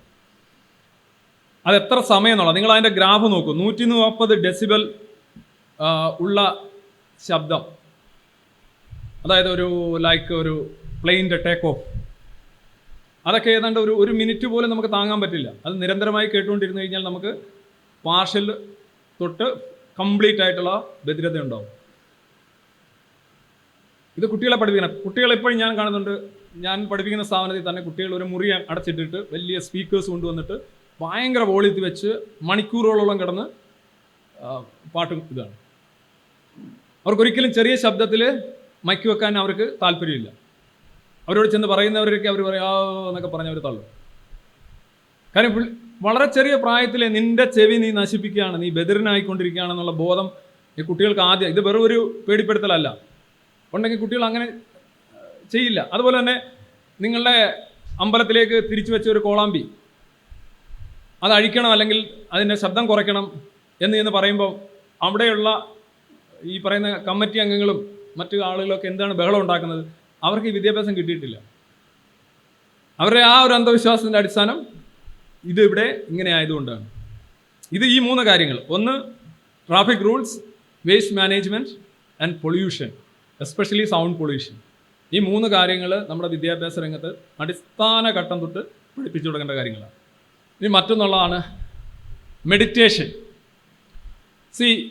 പല സ്കൂളുകളിലും നമ്മൾ കാണാറുണ്ട്, കുട്ടികൾ ആദ്യം ഈ പ്രാർത്ഥന തൊട്ട് ആദ്യം സ്കൂൾ ബസ്സിൽ കയറുന്നതിന് മുന്നേ ഒരു പ്രാർത്ഥന, കയറി കഴിഞ്ഞൊരു പ്രാർത്ഥന, ഇറങ്ങുമ്പോൾ ഒരു പ്രാർത്ഥന, ആദ്യത്തെ ടീച്ചർ വരുമ്പോൾ ഒരു പ്രാർത്ഥന, ടീച്ചർ ഇറങ്ങി പോകുമ്പോൾ ഒരു പ്രാർത്ഥന, അടുത്ത ടീച്ചർ വരുമ്പോൾ പ്രാർത്ഥന, ആഹാരം കഴിക്കുന്നതിന് മുമ്പ് പ്രാർത്ഥന, കഴിച്ചു കഴിഞ്ഞ് പ്രാർത്ഥന, എല്ലാത്തിനും പ്രാർത്ഥന. ഞാനൊരു ഡയറി പരിശോധിച്ച് നോക്കിയപ്പോൾ അതിനകത്ത് 26 പ്രാർത്ഥന ഉണ്ടായിരുന്നു. ഇതിനെല്ലാം പുറമെ എല്ലാ ആഴ്ചയും മെഡിറ്റേഷൻ ഉണ്ട്. മെഡിറ്റേഷൻ വെച്ചാൽ ധ്യാനം. സാധാരണ ഈസി ആയിട്ട് പഠിച്ചു പോകേണ്ട കാര്യങ്ങളാണ് കുട്ടികൾ ഇത്രയധികം എക്സ്ട്രാ കാര്യങ്ങൾ ചെയ്ത് അവർ എക്സ്ട്രാ കരിക്കുലർ ആക്ടിവിറ്റി എന്ന് പറയുന്നത് ഇതാണ്. പല സ്കൂളുകളിലും ഈ ഈ ധ്യാനം കൂടുകളുണ്ട്. അവിടെ ചെന്ന് 1-ാം റാങ്കുകാരിയും 2-ാം റാങ്കുകാരിയും എന്ന് പ്രാർത്ഥിക്കുക. അപ്പോൾ ബാക്കി റാങ്കുകാർക്ക് സ്വാഭാവികമായിട്ട് ഒരു തോന്നും, ഇവളിങ്ങനെയാണ് കയറിയത്, എന്നാൽ ഞങ്ങളും തുടങ്ങിക്കഴിഞ്ഞു. ഒരു ഈസി റൂട്ട് അല്ലെങ്കിൽ ഒരു ഷോർട്ട് കട്ട് ആണ് ഇതെന്നുള്ള ധാരണ മറ്റുള്ളവർക്ക് ഉണ്ടാവുകയാണ്. ഇപ്പോൾ പുതുതായിട്ട് ഏർപ്പെടുത്തിയിരിക്കുന്ന ഒരു സംഗതിയാണ് യോഗ. അത് കോളേജുകളിലെല്ലാം ഉണ്ട്. അന്ധവിശ്വാസം അധ്യാപകർ പടർത്തുന്നു എന്ന് പറയുന്നവർ ഈ യോഗ എന്ന് പറഞ്ഞാൽ എന്താ ശരിക്കും? ആക്ച്വലി ഒരു സ്ട്രെച്ചിങ് എക്സസൈസ്. ഓക്കെ, റൈറ്റ്, കൊള്ളാം. പക്ഷെ ആ യോഗയിലെ പല കാര്യങ്ങളും അപകടകരമാണ്. കാരണം ഈ യോഗ എന്ന് പറയുന്നത് ഈ നമ്മൾ പറയുന്ന യോഗയല്ല, ഇന്ത്യൻ യോഗയല്ല. നമ്മൾ ഇതെല്ലാം ഈ ജിംനാസ്റ്റിക്സിൽ നിന്നും ഡ്രില്ലിൽ നിന്നും അതുപോലെ തന്നെ മോഡേൺ സർക്കസിൽ നിന്നൊക്കെ എടുത്തുള്ള ഐറ്റമാണ് ഇന്ന് നമ്മൾ യോഗയായിട്ട് അവതരിപ്പിക്കുന്നത്. അതൊരു എക്സസൈസ് ആയിട്ടാണ് അവതരിപ്പിക്കുന്നത്. എന്നാൽ യോഗ എക്സസൈസ് അല്ല, മനസ്സും ശരീരവും യോഗം. ഇതാണ് യോഗ. വിയർക്കാൻ പാടില്ല, എക്സസൈസ് ചെയ്യാൻ പാടില്ല, ഒന്നും ഉണ്ടാക്കാൻ പാടില്ല. മനസ്സും ശരീരവും തമ്മിൽ യോഗം ഉണ്ടാക്കുന്നതിനാണ് യോഗ എന്ന് പറയുന്നത്, പതഞ്ജലി പറയുന്നത്. അത് നിങ്ങൾ ഉണ്ടാക്കേണ്ട കാര്യമില്ല, നിങ്ങളുടെ മനസ്സും ശരീരമൊക്കെ ഒന്ന് തന്നെ. അതിന് പ്രത്യേകിച്ച് യോഗിക്കേണ്ട കാര്യമൊന്നുമില്ല. മനസ്സിലായി? നിങ്ങളുടെ ശരീരം 4 നൂലുമാക്കിയാൽ മനസ്സില്ല. മനസ്സും ശരീരവും എപ്പോഴും യോഗ അവസ്ഥയിലാണ്. ശരീരത്തിൻ്റെ ഒരു ക്വാളിറ്റിയാണ് മനസ്സ്. ഇവർ രണ്ടായിട്ട് കണ്ടിട്ട് ഇതിനെ രണ്ടിനെയും തമ്മിൽ ഇങ്ങനെ ഇരുന്നിങ്ങനെ ലയിക്കും. ഇതിനാണ് യോഗ വിദ്യ എന്നൊക്കെ പറയുന്നത്. ഈ ഇവിടെ കാണിക്കുന്ന എക്സസൈസാണ്. എക്സസൈസ് യോഗയ്ക്ക് ഓപ്പോസിറ്റാണ്. ഇത് ഇന്ത്യൻ ആണെന്ന് ചോദിച്ചു കഴിഞ്ഞാൽ പേര് ഇന്ത്യൻ ആണെങ്കിലും ഇതിനകത്ത് മുഖ്യമായ ഐറ്റങ്ങളെല്ലാം പുറത്തുനിന്ന് വന്നതാണ്, സൂര്യ നമസ്കാരം ഉൾപ്പെടെ. പിന്നെ ഇതൊരു എക്സസൈസ് ആണെന്ന് ചോദിച്ചു കഴിഞ്ഞാൽ ചെറിയ എക്സസൈസാണ്, സ്ട്രെച്ചിങ് എക്സസൈസ് എന്ന് പറയും. വേറെ കുറേ എക്സസൈസ് ഉണ്ട്. കാർഡിയോ വാസ്കുലർ ആയിട്ടുള്ള എക്സസൈസസ് ഉണ്ട്.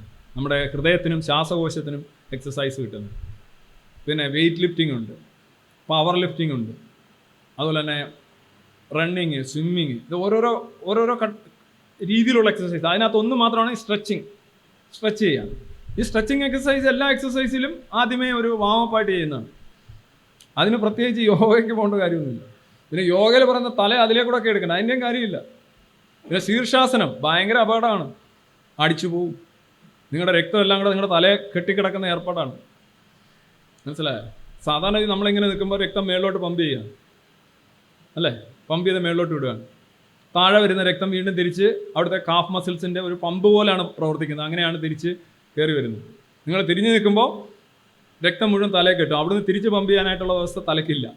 അവിടെ ഇങ്ങനെ ദുഷിച്ച ഡീഓക്സിജനേറ്റഡ് ആയിട്ടുള്ള ബ്ലഡാണ് അവിടെ കെട്ടിക്കിടക്കുന്നത്. അപ്പോഴാണ് നിങ്ങളുടെ മുഖം ചുമക്കുകയൊക്കെ ചെയ്യുന്നത്. നിങ്ങൾ വിചാരിക്കുമ്പോൾ യോഗ ചെയ്യുന്നത് നല്ല കളറായിട്ടുണ്ട്. പിന്നെ മാത്രമല്ല, നിങ്ങളുടെ രക്തക്കുഴലുകൾ പൊട്ടിപ്പോകാൻ സാധ്യതയുണ്ട്. അന്നേരം ഒന്നും അറിയത്തില്ല, 3-ാം ദിവസം ഇങ്ങനെ അടിച്ചു വീഴുമ്പോഴായിരിക്കും അറിയുന്നത്.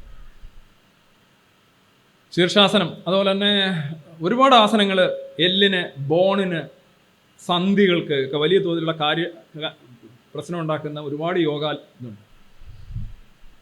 യോഗ സ്ട്രെച്ചിങ് ആണ്. സ്ട്രെച്ചിങ് എന്ന് പറഞ്ഞാൽ കംപ്ലീറ്റ് അല്ല, ആ എക്സസൈസിൻ്റെ ഒരു ഭാഗം മാത്രമേ ആവുന്നു. നിങ്ങൾ യോഗ ചെയ്തുകൊണ്ടിരിക്കുന്ന ആൾക്ക് പല കാര്യങ്ങളും വേറെ ചെയ്യണം. മസിലിന് സ്ട്രെങ്ത് ഉണ്ടാവണമെന്നില്ല, അതിന് മസ്കുലറായിട്ടുള്ള ചെയ്യണം. ഇതാണ് ഏറ്റവും പ്രധാനമായിട്ട്. ഇപ്പോൾ സൈക്ലിംഗ്, സ്വിമ്മിങ്, ഇതൊക്കെയാണ് കുട്ടികളെ പഠിപ്പിക്കേണ്ടത്. ഇതിന് പകരം ഇതിനകത്ത് അവിടെ വന്നിരുന്ന കുറേ പ്രാർത്ഥനയും കുറേ ഇതും സംഗതിയും. ഇപ്പോൾ യോഗ അന്ധവിശ്വാസം അല്ലെങ്കിൽ അതിനകത്തുള്ള മുഴുവൻ ഇൻഗ്രീഡിയൻറ്റും അന്ധവിശ്വാസം അല്ലെങ്കിൽ പിന്നെ നിങ്ങൾ എന്തിനാണ് ഈ അധ്യാപകർ അന്ധവിശ്വാസം ഉണ്ടാക്കുന്നു എന്ന് പറയുന്നത്? ഇതെല്ലാം നമ്മുടെ സ്കൂളുകളിൽ വലിയ പരിപാപനമായിട്ട് ചെയ്യുന്നതാണ് ഈ മെഡിറ്റേഷൻ. ചില ശനിയാഴ്ച ചെല്ലണം മെഡിറ്റേഷൻ ഉണ്ടെന്ന് പറയും, കൂടുതൽ മാർക്ക് കിട്ടുക. എന്തുവിൻ്റെ അർത്ഥം? പ്രാർത്ഥന തന്നെ. പ്രാർത്ഥന കുറെ കൂടെ മാസീവായിട്ട് നടത്തുന്നു, അത്രേ ഉള്ളൂ. യഥാർത്ഥത്തിൽ അതിന് പകരം വേണ്ടത് കുട്ടികളെ വായനാശേഷി, അത് കമ്പ്യൂട്ടറിൽ വായിക്കലായാലും പുസ്തകം വായിക്കലായാലും വായനയുടെ ലൈബ്രറിയും അതേപോലെ കളിക്കളങ്ങളുമാണ് കുട്ടികൾ കൂടുതൽ ഉപയോഗിക്കുന്നത്. അല്ലാതെ യോഗയും മെഡിറ്റേഷനും അല്ല. ഈ വൃക്ഷം നടലും ജൈവ കൃഷിയേക്കാളും കൂടുതൽ പ്രധാനം ഈ പറഞ്ഞോണം ട്രാഫിക് റൂൾസിനെ കുറിച്ചുള്ള അവബോധവും വേസ്റ്റ് മാനേജ്മെൻറ്റിനെ കുറിച്ചുള്ള അവബോധവും അതോടൊപ്പം തന്നെ സൗണ്ട് പൊല്യൂഷനെ കുറിച്ചുള്ള അവബോധമാണെന്ന് പറഞ്ഞതുപോലെ തന്നെ പ്രധാനമാണ് ഈ വായനയിലേക്ക് അറിയാൻ. വായിക്കുമ്പോൾ നിങ്ങൾ എലോണാണ്, നിങ്ങളുടെ ചിന്ത, ഭാവന, ഒരുപാട് കാര്യങ്ങൾ മെച്ചപ്പെടും. അതോടൊപ്പം തന്നെ കുട്ടികളെ കളിക്കാൻ വിടുക, യോഗയിലേക്ക് പരിമിതപ്പെടുത്താതിരിക്കുക. പിന്നെ ഈ അന്ധവിശ്വാസങ്ങൾ വിദ്യാഭ്യാസ രംഗത്ത് വ്യാപകമാക്കുന്നതിൻ്റെ ഒരു അജണ്ട എന്ന് പറഞ്ഞാൽ സിലബസുകൾ അങ്ങനെ ക്രമീകരിക്കുകയാണ്. നിങ്ങൾ മതവിമർശനപരമായിട്ട് ഏതെങ്കിലും ഒരു ടോപ്പിക്ക് നിങ്ങളുടെ പുസ്തകങ്ങളിൽ കണ്ടിട്ടുണ്ടോ? ഒന്നുമില്ല. ഈവൻ ദൈവം എന്ന് പറയുന്ന ഒരു കോൺസെപ്റ്റിനെ കുറിച്ച് എന്തെങ്കിലും സംശയം ഉണ്ടാക്കുന്ന ഒരു വാക്ക് എവിടെയെങ്കിലും കണ്ടിട്ടുണ്ടോ? നിങ്ങളുടെ പുസ്തകങ്ങളൊന്നുമില്ല, നിങ്ങൾ അധ്യാപകർ പഠിപ്പിക്കാറുമില്ല. ആ ഒരു കാര്യം വിട്ടുകളയുകയാണ് പതിവെന്ന് മാത്രമല്ല, പലപ്പോഴും മതപ്രചരണം വിദ്യാഭ്യാസത്തിൽ സംഭവിക്കുന്നുണ്ട്. ഉദാഹരണമായിട്ട് പാഠപുസ്തകങ്ങളിൽ തന്നെ ഞാനൊരു ചെറിയ ഞാൻ ഒരു 3 വർഷത്തിന് മുമ്പ് ഒരു ലൈവ് ചെയ്തിരുന്നു. ഇലകൾക്ക് ഏത് നിറം? പച്ച നിറം. ഇലകൾക്ക് പച്ച നിറം നൽകിയത് ആര്? നൽകിയത് ഈശൻ. ഈശൻ്റെ പണിയാണ്. ഇലകൾക്ക് പച്ച അടിച്ചു കൊടുത്തു, പിന്നെ കസേരയ്ക്ക് ചുവപ്പ് അടിച്ചു കൊടുത്തു. പുള്ളിയുടെ പരിപാടിയാണ്. ഇതിൻ്റെ എക്സ്റ്റൻഷനാണ് തേങ്ങയിൽ വെള്ളം നിറച്ചു കൊടുക്കുന്നു. ഇതിൻ്റെ എല്ലാ എക്സ്റ്റൻഷനാണ്. ഇത് പാഠപുസ്തകങ്ങളിലുണ്ടായിരുന്നു. ഇപ്പോൾ ആ പാഠപുസ്തകം ഉണ്ടോ എന്നറിയില്ല. ഞാൻ 3 വർഷം മുമ്പ് ആ പാഠപുസ്തകത്തിൻ്റെ ഇത് വെച്ച് ഞാനൊരു ലൈവ് നടത്തുകയാണ്. ഇലകൾക്ക് പച്ച നിറം ഏകിയത് ആര്? അപ്പോൾ ഇത് പഠിച്ചുകൊണ്ടാണ് കുട്ടികൾ വരുന്നത്. ഇപ്പം ഞാൻ ഈ കാണിച്ചിരിക്കുന്ന ഇതും എനിക്കൊരു അധ്യാപകൻ സ്റ്റാൻഡേർഡ് 7ാം ക്ലാസ്സിലെ ഒരു പാഠപുസ്തകമാണ്. അതിനകത്ത് ഭക്തി പ്രസ്ഥാനത്തെക്കുറിച്ച് പറയുകയാണ്. ഒന്നും ക്രിട്ടിക്കലായിട്ടില്ല, ഒന്നും എഗെയിൻസ്റ്റും ഇല്ല, മറിച്ച് ഭക്തി, ദൈവം, ഇതിനെക്കുറിച്ചൊക്കെ വല്ലാതെ അങ്ങ് വാചാലമാകുന്ന ചാപ്റ്റേഴ്സാണ്. ഭക്തി മൂവ്മെൻറ്റ് ഇൻ സദേൺ ഇന്ത്യ. ഇത് വായിച്ചു കഴിഞ്ഞവൻ അന്നേ പോയി ഭക്തി പ്രസ്ഥാനത്തിൽ പോയി ചേരുന്ന അവസ്ഥയിലാണ്. അത്രയ്ക്ക് ഭീകരമായിട്ടാണ് എഴുതി വെച്ചിരിക്കുന്നത്. കൊച്ചു കുട്ടികൾ, 7ാം ക്ലാസ്സിലെ കുട്ടികൾ. ഇതൊരു ഒരുമാതിരി മൂളയുള്ള ഒരു അധ്യാപകൻ എനിക്ക് എടുത്ത് അയച്ചു തന്നാണ്. സാറേ ഒന്ന് വായിച്ചു നോക്കാൻ പറഞ്ഞു. Medieval India cultural movements. ഈ കൾച്ചറിൻ്റെ ഇതിലൂടെയാണ് പലപ്പോഴും ഈ ഭക്തി ഒളിപ്പിച്ച് കിടത്തുന്നത് ആളുകൾ. ഈ പാഠപുസ്തകങ്ങൾ ഞാൻ പറഞ്ഞു, ഓരോ പാർട്ടികളും വരുമ്പോൾ ആ പാർട്ടികൾക്ക് അനുസൃതമായിട്ട് പാഠപുസ്തകങ്ങൾ അവർ ക്രമീകരിക്കും. അപ്പോൾ BJP വരുമ്പോൾ കുറേ ആർഷഭാരത, യോഗ, അങ്ങനെ കുറേ സാധനങ്ങൾ അവരുടെ പാഠപുസ്തകങ്ങളുണ്ടാവും. അപ്പോൾ അവർക്ക് ഇഷ്ടമല്ലാത്ത ചരിത്ര സംഭവങ്ങൾ അവർ അവഗണിക്കും. ഇത് തന്നെയാണ് കേരളത്തിലും പലപ്പോഴും നടക്കുന്നത്. ചരിത്രമൊക്കെ പാർട്ടിയാണ് ഉണ്ടാക്കുന്നത്, പാർട്ടി ചരിത്രങ്ങൾ. ഇപ്പോൾ ഇന്ത്യയുടെ ചരിത്രം തന്നെ എടുത്ത് നോക്കുകയാണെന്നുണ്ടെങ്കിൽ ഇന്ത്യയുടെ ചരിത്രം ഇങ്ങനെ ആയതിൻ്റെ കാര്യം എന്താ? അത് ഇത്രയും വർഷം കോൺഗ്രസ്സുകാർ ഭരിച്ചുകൊണ്ട് കോൺഗ്രസ്സുകാർ എങ്ങനെയാണ് ചരിത്രം പറഞ്ഞത്, ആ ചരിത്രം നമ്മൾ പഠിച്ചിട്ടുള്ളൂ. കോൺഗ്രസ് പാർട്ടിയുടെ ചരിത്രമാണ്. അംബേദ്കർ ഒരിക്കൽ പറഞ്ഞിട്ടുണ്ട്, 1956 BBC കൊടുത്തൊരു ഇൻ്റർവ്യൂവിൽ അംബേദ്കർ പറഞ്ഞു, ഈ ഇന്ത്യയിൽ ഗാന്ധിയെ ഓർക്കാൻ കാരണം എല്ലാ വർഷവും ഗാന്ധി ജയന്തി ആഘോഷിക്കുന്നതാണ്. അംബേദ്കർ പറഞ്ഞാണ്, യൂട്യൂബിൽ കിടപ്പുണ്ടെന്ന് നിങ്ങൾ കേട്ടു നോക്കിയാൽ. ശരിയാണ്, എല്ലാ വർഷവും ഗാന്ധി ജയന്തി ആഘോഷിക്കുന്നു, ഗാന്ധി ഗാന്ധി എന്ന് പറയുന്നു, ശിശുദിനം ആഘോഷിക്കുന്നു, നെഹ്റുവിനെ കുറിച്ച് സംസാരിക്കുന്നു. ബാക്കിയുള്ളവരൊക്കെ എവിടെ പോയി? ബാക്കിയുള്ളവരെ കുറിച്ച് പിള്ളേർക്കൊന്നും അറിയില്ല. ഗാന്ധി അറിയാം. ഗാന്ധി 2 ഉണ്ട്, ഒന്ന് നോട്ടിലുണ്ട്, 2 ഗാന്ധി ജയന്തി. ഈ 2 ഒന്ന് കട്ട് ചെയ്ത് നോക്കേ. ഈ വലിയ ലിറ്ററലി ബ്ലൈൻഡ്, നിങ്ങളൊന്നും അറിയില്ല. അപ്പോൾ ഇങ്ങനെയാണ് ഈ ഭരണാധികാരികൾ അവർക്ക് വേണ്ടുന്ന ചരിത്രങ്ങൾ ഉണ്ടാക്കിക്കൊണ്ടേയിരിക്കും. ആ ചരിത്രമാണ് പലപ്പോഴും ആളുകൾ പഠിച്ച് പോകുന്നത്. 2010 ജോസഫ് മാഷിൻ്റെ കൈവെട്ടിയതിന് കാരണം എന്താണ്? അദ്ദേഹം ഒരു പരീക്ഷ നടത്തി. ആ പരീക്ഷയിൽ ഒരു ക്വസ്റ്റ്യൻ വന്നു. ആ ക്വസ്റ്റ്യൻ നിലവിലുണ്ടായിരുന്ന ഒരു പുസ്തകത്തിലെ ഒരു പീസായിരുന്നു. ആ ഭാഗം അദ്ദേഹം എടുത്തിട്ടു, അതിനിത് കൊടുക്കാനായിട്ട് പറഞ്ഞു. മാർച്ചിലാണ് അദ്ദേഹം അത് ക്വസ്റ്റ്യൻ ഇട്ടത്. കുട്ടികൾ, വളരെ ശാസ്ത്രബോധവും യുക്തിബോധവും മാനവികതയുള്ള കുട്ടികൾ, അതിലൊരാൾ ചെന്ന് വീട്ടിൽ പറയുന്നു, വീട്ടിൽ നിന്ന് ബഹളം ഉണ്ടാക്കുന്നു. അതിനുശേഷം ഇദ്ദേഹത്തിൻ്റെ കൈ വെട്ടുന്നത് ജൂലൈ 4 തീയതി. അതായത് മാർച്ച് മാസം കഴിഞ്ഞിട്ട്, March, April, May, June, July, ഇത്രയും ദിവസം കഴിഞ്ഞ് കാത്തിരുന്ന് ആസൂത്രണം ചെയ്ത് ആ പക നോക്കണം മനുഷ്യൻ. ഈ എല്ലാ മതങ്ങളും അടിസ്ഥാനപരമായിട്ട് എന്താ, ഏതോ ഒരു കഥയിൽ മനുഷ്യൻ വിശ്വസിച്ചിട്ട് സഹജീവിയെ പീഡിപ്പിക്കലും സ്വയം നശിപ്പിക്കലുമാണ്. അത്രയല്ല ഉള്ളൂ. ഇതൊക്കെ അതിനൊരു ഉദാഹരണം, ഈ മതങ്ങളൊക്കെ വരുന്നതിന് മുമ്പ് ഒരു സമയം മനുഷ്യനുണ്ടായിരുന്നു, അന്നും മനുഷ്യൻ ജീവിച്ചു. ഇതൊക്കെ വന്നതിന് ശേഷമുണ്ട്, അപ്പോഴും മനുഷ്യൻ ജീവിക്കുന്നു. പല മതങ്ങളിലും മനുഷ്യൻ ജീവിക്കുന്നു. ഓരോരുത്തരും ഓരോരോ കഥ. പണ്ട് ഞാൻ ആലോചിച്ചത്, ഞാൻ സ്കൂളിൽ പഠിക്കുന്ന സമയത്ത് ഞങ്ങൾ നമ്പർ കളിക്കുമായിരുന്നു. നമ്പർ എന്ന് പറഞ്ഞാൽ 2 രീതിയിലുള്ള കളിയുണ്ട്. ഒന്ന് ഈ ലൈലൻഡ് ടാറ്റ. ഞങ്ങൾ 2 കൂട്ടർ, ഒരു കൂട്ടർ ലൈലൻഡ് ആയിരിക്കും, ഒരു കൂട്ടർ ടാറ്റ ആയിരിക്കും. അപ്പോൾ ഞങ്ങൾ വണ്ടി കയറി നിൽക്കാൻ വരുമ്പോൾ ഈ ലൈലൻഡിൻ്റെ വണ്ടികൾ വരികയാണെങ്കിൽ ഞങ്ങൾക്കൊരു പോയിൻ്റായി, ഒരടി അടിക്കാം. അങ്ങനെയൊക്കെയാണ് എൻ്റെ സിസ്റ്റം. വളരെ കോംപ്ലക്സ് ഗെയിമാണ്. അന്നങ്ങനെ ഈ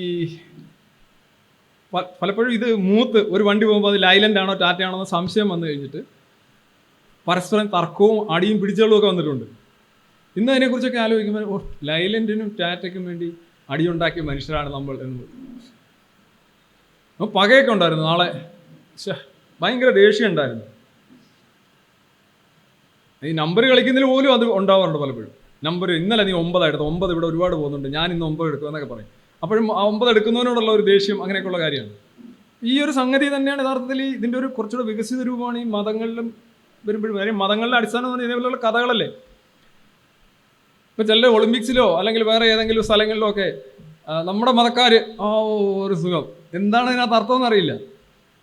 നമ്മൾ ലൈലൻഡ് ടാറ്റ കളിക്കുകയാണ് ശരിക്കും. അതായത് നീണ്ടുപോകുന്ന ഈ ലൈലൻഡ് ടാറ്റ കളിയാണ് പല മതവിശ്വാസികളുടെയും ജീവിതം. They are so proud. എന്തിനെക്കുറിച്ചാണെന്ന് ചോദിച്ചാൽ ഇങ്ങനെ set of stories, that's all. ഈ മതമില്ലാത്ത ജീവൻ എന്ന് പറഞ്ഞൊരു പുസ്തകം അത്. അതിനകത്ത് ഒരു പ്രിൻസിപ്പളിനെ കാണാനായിട്ട് രക്ഷിതാക്കൾ വരുന്നതാണ്. രക്ഷിതാക്കൾ അവരോട് ചോദിക്കും, അച്ഛനും അമ്മയുണ്ട്. അപ്പോൾ കുട്ടിയോട് ചോദിക്കും, അയാളോട് ചോദിക്കും, കുട്ടിയുടെ മതം എന്ത് വെക്കണമെന്ന് ചോദിക്കും. അച്ഛൻ്റെ പേര് അൻവർ റഷീദ്, അമ്മയുടെ പേര് ലക്ഷ്മി ദേവി. മതം എന്ത് വെക്കണമെന്ന് ചോദിക്കുമ്പോൾ അച്ഛൻ പറയും, ഒന്നും വെക്കണ്ട, പേരെന്താ ചോദിക്കുമ്പോൾ ജീവൻ എന്ന് പറയും. അപ്പോൾ അത് പിന്നെ പ്രശ്നമാവില്ലേ എന്ന് അധ്യാപകൻ ചോദിക്കുന്നു, ഹെഡ് മാസ്റ്റർ ചോദിക്കുന്നു. പുള്ളി ഇതിൻ്റെ എല്ലാം സംരക്ഷകനാണ്. അപ്പോൾ പിതാവ് പറയുന്നുണ്ട്, ആവശ്യമില്ല, വേണമെന്നുണ്ടെങ്കിൽ പിന്നീട് കുട്ടി തന്നെ തീരുമാനിക്കട്ടെ എന്ന് പറയുന്നു. ഈ ഒരു ചാപ്റ്റർ വളരെ നോർമലായ ഒരു കാര്യമാണ്. ഇവിടെ നിയമം, ഈ സ്പെഷ്യൽ മാരേജ് ആക്റ്റും ഒക്കെ ഉള്ള ഒരു സമൂഹത്തിൽ ഇത് ബേസിക്കലി ലോജിക്കലായിട്ട് നമുക്ക് തോന്നാമെങ്കിലും ഈ മതം വലിയ തോതിലുള്ള ശബ്ദം അതിനെതിരെ ഉയർത്തി. അതൊരു വലിയ പ്രശ്നമായി. അവർ യഥാർത്ഥത്തിൽ ആ പുസ്തകം പിൻവലിപ്പിച്ചു. അന്ന് ഈ പുരോഗമനമൊക്കെ പറയുന്ന പല ആളുകളും പുസ്തകത്തിന് വേണ്ടി പോരാടി എന്ന് വരുത്തുന്നതും ശരിക്കും പോരാടുന്നതും തമ്മിലുള്ള വ്യത്യാസം വളരെ വലുതാണ്. മനസ്സിലായില്ലേ? ഞാൻ അത് എപ്പോഴും ആളുകൾക്ക് മനസ്സിലാവാത്തൊരു കാര്യം. I give the impression that I fight for something, but actually I don't fight, but I want to create an impression that I fight. അതാണ് അവിടെ നടന്നത്. അങ്ങനെ ഒരു പക്ഷെ മറുപക്ഷം അങ്ങനെ അല്ലായിരുന്നു. They want the book to be withdrawn. അവർക്ക് വേറെ ഇതില്ലായിരുന്നു. ആ ബുക്ക് വിഡ്രോ ചെയ്തു. 2012 CPM-ൻ്റെ അന്നത്തെ ഒരു നിയമസഭാ മെമ്പറായിട്ടുള്ള KS സലീഖ അവർ നിയമസഭയിൽ ഒരു വലിയൊരു ആരോപണം ഉണ്ടാക്കി. കാര്യം അന്ന് വിദ്യാഭ്യാസ മന്ത്രിയായിട്ടിരുന്നത് PK അബ്ദു റബ്ബ് എന്ന് പറയുന്ന ആളാണ്. അപ്പോൾ പുള്ളിക്കെതിരെയും UDF മന്ത്രിസഭയ്ക്കെതിരെയും നടത്തിയ ആരോപണം ഇതായിരുന്നു: raising the matter in the assembly, Saleekha of CPIM point out that മതമില്ലാത്ത ജീവൻ വാസ് ബീയിങ് ടോട്ട്, പഠിപ്പിച്ചുകൊണ്ടിരിക്കുന്നു, at some schools in Palakkad district. മനസ്സിലായി? The MLA demanded an explanation from the ruling dispensation. നിങ്ങളിതിന് മറുപടി പറയണം. After all the United Democratic Front had seen red over the same material for 4 years. നിങ്ങളല്ലേ കഴിഞ്ഞ 4 വർഷത്തിന് മുമ്പ് ഈ പുസ്തകത്തിനെതിരെ ഇവിടെ ഉറഞ്ഞു തുള്ളിയത്? നിങ്ങളിതിന് മറുപടി പറയണം എന്നൊരു ക്രമപ്രശ്നം ഉന്നയിക്കുന്നു. അപ്പോൾ നിങ്ങൾക്ക് മനസ്സിലായി ഈ ഫൈറ്റ് അല്ലെങ്കിൽ ഈ നടത്തുന്ന പ്രൊട്ടസ്റ്റുകൾ പലതും ഫേക്കാണ്. ഫേക്കാൻ്റെ ഏറ്റവും വലിയ ഉദാഹരണം അതിന് വെറുതെ വിട്ടുകൊടുക്കുക. നിങ്ങൾ വടം വലിക്കാനായിട്ട് ചെന്ന് നിന്നിട്ട് ഇങ്ങനെ വലിക്കുന്നതായിട്ടൊക്കെ കാണിക്കാം. ഇല്ല, സിനിമയിലൊക്കെ ശിവാജി ഗണേശനൊക്കെ കാണിക്കുന്നോണം കുറേ ആക്ഷനൊക്കെ കാണിക്കാം. ഒരു കാര്യമില്ല. ശരിക്കും പിടിക്കുന്നെങ്കിൽ ആക്ഷൻ്റെ ആവശ്യമില്ല, അവൻ പിടിക്കത്തേ ഉള്ളൂ, അവൻ ആക്ഷൻ കാണിക്കാൻ സമയം കിട്ടത്തില്ല. അതാണ് അവിടെ നടന്നത്. എന്നിട്ട് നമ്മൾ അന്ധവിശ്വാസ വിരുദ്ധതയെക്കുറിച്ചാണ് സംസാരിക്കുന്നത്. എന്നിട്ട് അന്ന് അബ്ദുൾ റബ്ബ് അതിന് മറുപടിയായിട്ട് പറഞ്ഞത് 685 പുസ്തകം മാത്രമാണ് ആകെ വന്നിട്ടുള്ളത്, അതെന്തോ പഴയതിൻ്റെ കെട്ട് മാറിപ്പോയി കയറ്റിവിട്ടതാണ്. assuring that all of them were recalled, എല്ലാം തിരിച്ചു വിളിച്ചിട്ടുണ്ട്. The text book was banned in 2009. Band, ഒരു പുസ്തകം ബാൻ ചെയ്യാണ്. എന്താണ് ഈ ചാപ്റ്റർ? അൻവർ റഷീദിൻ ലക്ഷ്മി ദേവി എന്ന് പറയുന്നു, മകൻ ജീവൻ എന്നാണ് പേര്, അവന് മതമില്ല, അവന് ഇഷ്ടമുള്ളപ്പോൾ മതം എടുത്തോട്ടെ എന്ന് ഹെഡ് മാസ്റ്ററോട് പറയുന്നു. ആ പുസ്തകം കേരളത്തിൽ ബാൻ ചെയ്യപ്പെടുകയാണ്. സോ ഇത്രയധികം റെവിയറൻസ്, ഇത്രയധികം റെസ്പെക്റ്റ് ഈ മതത്തിന് കൊടുക്കുന്ന ഒരു സമൂഹത്തിൽ നിന്ന് നിങ്ങൾക്ക് ഈ പറയുന്ന ആദ്യത്തെ ഈ പ്രസ്താവന ഇൻവാലിഡാണ്. കാരണം മതം എന്ന് പറഞ്ഞാൽ ഈ അന്ധവിശ്വാസങ്ങളിലെ ഒരു സൂപ്പർ മാർക്കറ്റാണ്. അവിടെ നിന്നാണ് പറയുന്നത് അധ്യാപകർ അന്ധവിശ്വാസങ്ങൾക്ക് പ്രചാരകരാകും. അത് ശരിയാണ്, ശരിയല്ലെന്ന് ഞാൻ പറയുന്നില്ല. പക്ഷെ എന്താണ് അവസ്ഥ? ഇതാണ് അവസ്ഥ. നിങ്ങളുടെ പ്ലേ ഗ്രൗണ്ട് ഇതാണ്. ഇനി വേറൊരു സംഗതി കൂടെ നോക്കണം. ഈ അന്ധവിശ്വാസം എന്ന് പറയുമ്പോൾ അധ്യാപകരെ മാത്രം വെച്ചിട്ട് കാര്യമില്ല. നമ്മളുടെ വിദ്യാഭ്യാസത്തിൽ പൊതുവെ നമ്മൾ ഒരിക്കലും കുറ്റം കണ്ടെത്താത്ത ഒരു വിഭാഗമാണ് കുട്ടികൾ. എന്താ കാരണം എന്നറിയാമോ? അവർ കുട്ടികളല്ലേ, അവർ അണ്ടർ ഏജ്ഡാണ്. ഓക്കെ, ഞാനത് ഒരു നിയമപരമായ രീതിയിൽ അണ്ടർ ഏജ്ഡായിട്ടുള്ള കുട്ടികളുടെ കാര്യം ഞാൻ വിട്ടുകളയുന്നു. 18 അതിന് മേളിലുള്ള കുട്ടികളുടെ കാര്യം എടുത്താൽ 18 വയസ്സ് വരെ അവനൊരു പ്രൊട്ടക്ഷനുണ്ട്, ലീഗൽ പ്രൊട്ടക്ഷൻ. അവൻ ജുവനയിലാണ്, അവനറിയില്ലല്ലോ മാതാപിതാക്കൾ. പോട്ടെ, ഞാൻ simply just for a horror വിട്ടുകളയാണ്.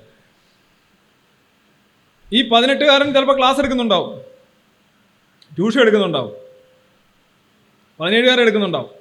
ചിലർക്ക് 7ാം ക്ലാസ്സിൽ പഠിക്കുമ്പോൾ തന്നെ 5ാം ക്ലാസ്സുകാർക്ക് ട്യൂഷൻ എടുക്കുന്നവരുണ്ട്. ഈ വലിയ വ്യത്യാസമൊന്നുമില്ല കേട്ടോ. ഈ അധ്യാപനം, പഠനം, രണ്ടിലും പഠനമാണ് പ്രധാനപ്പെട്ട സാധനം. അധ്യാപനം പഠിക്കണം, കുട്ടിയും പഠിക്കണം. പഠനം അതിൻ്റെ യോഗം. ഇവിടെ ഇന്ന് നമ്മൾ കേരളത്തിലെ ആദ്യം മുഖ്യമന്ത്രി തന്നെ പറഞ്ഞൊരു കാര്യം എന്താണ്?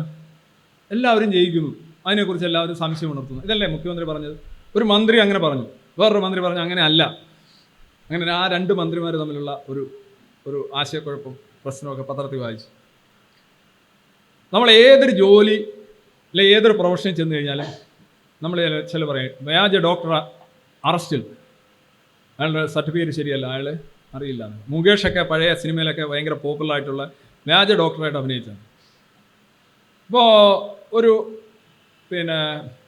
വർക്ക്ഷോപ്പിൽ നമ്മൾ വണ്ടി കൊടുക്കുന്നു, കുറേ ദിവസം കൊടുത്തു, കുറേ പേര് കൊടുത്തു, അവന് പണി അറിയത്തില്ലെങ്കിൽ അവനെ അടച്ചു പൂട്ടേണ്ടി വരും അല്ലേ? ഉറപ്പായിട്ടും വേണ്ടി. കാര്യം അവൻ വ്യാജനാണ്, അവൻ കൊള്ളില്ല.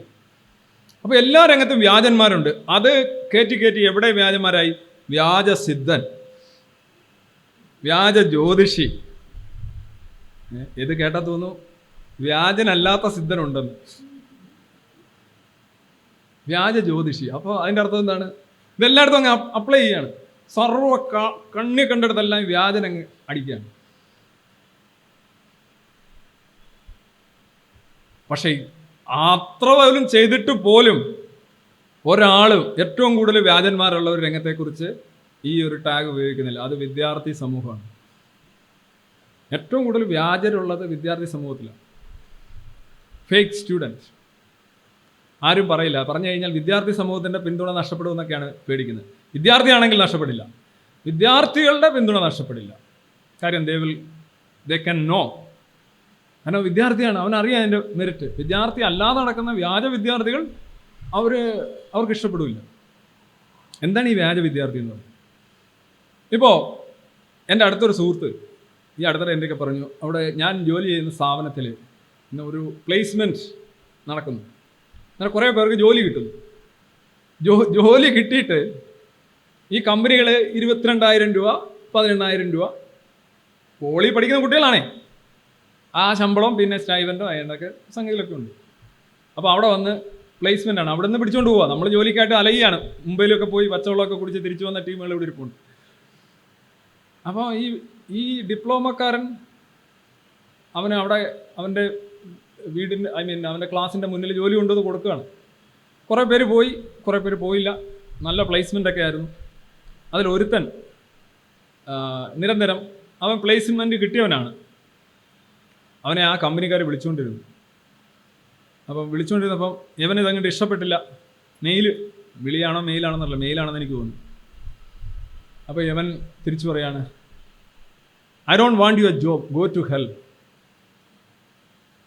ഇത്രയും അവിടെ നിന്ന് വന്ന് ഈ 22,000 രൂപ ഒരു പോളിടെക്നിക്കുകാരൻ പയ്യന് ജോലിക്കായിട്ട് വിളിക്കുകയാണ്.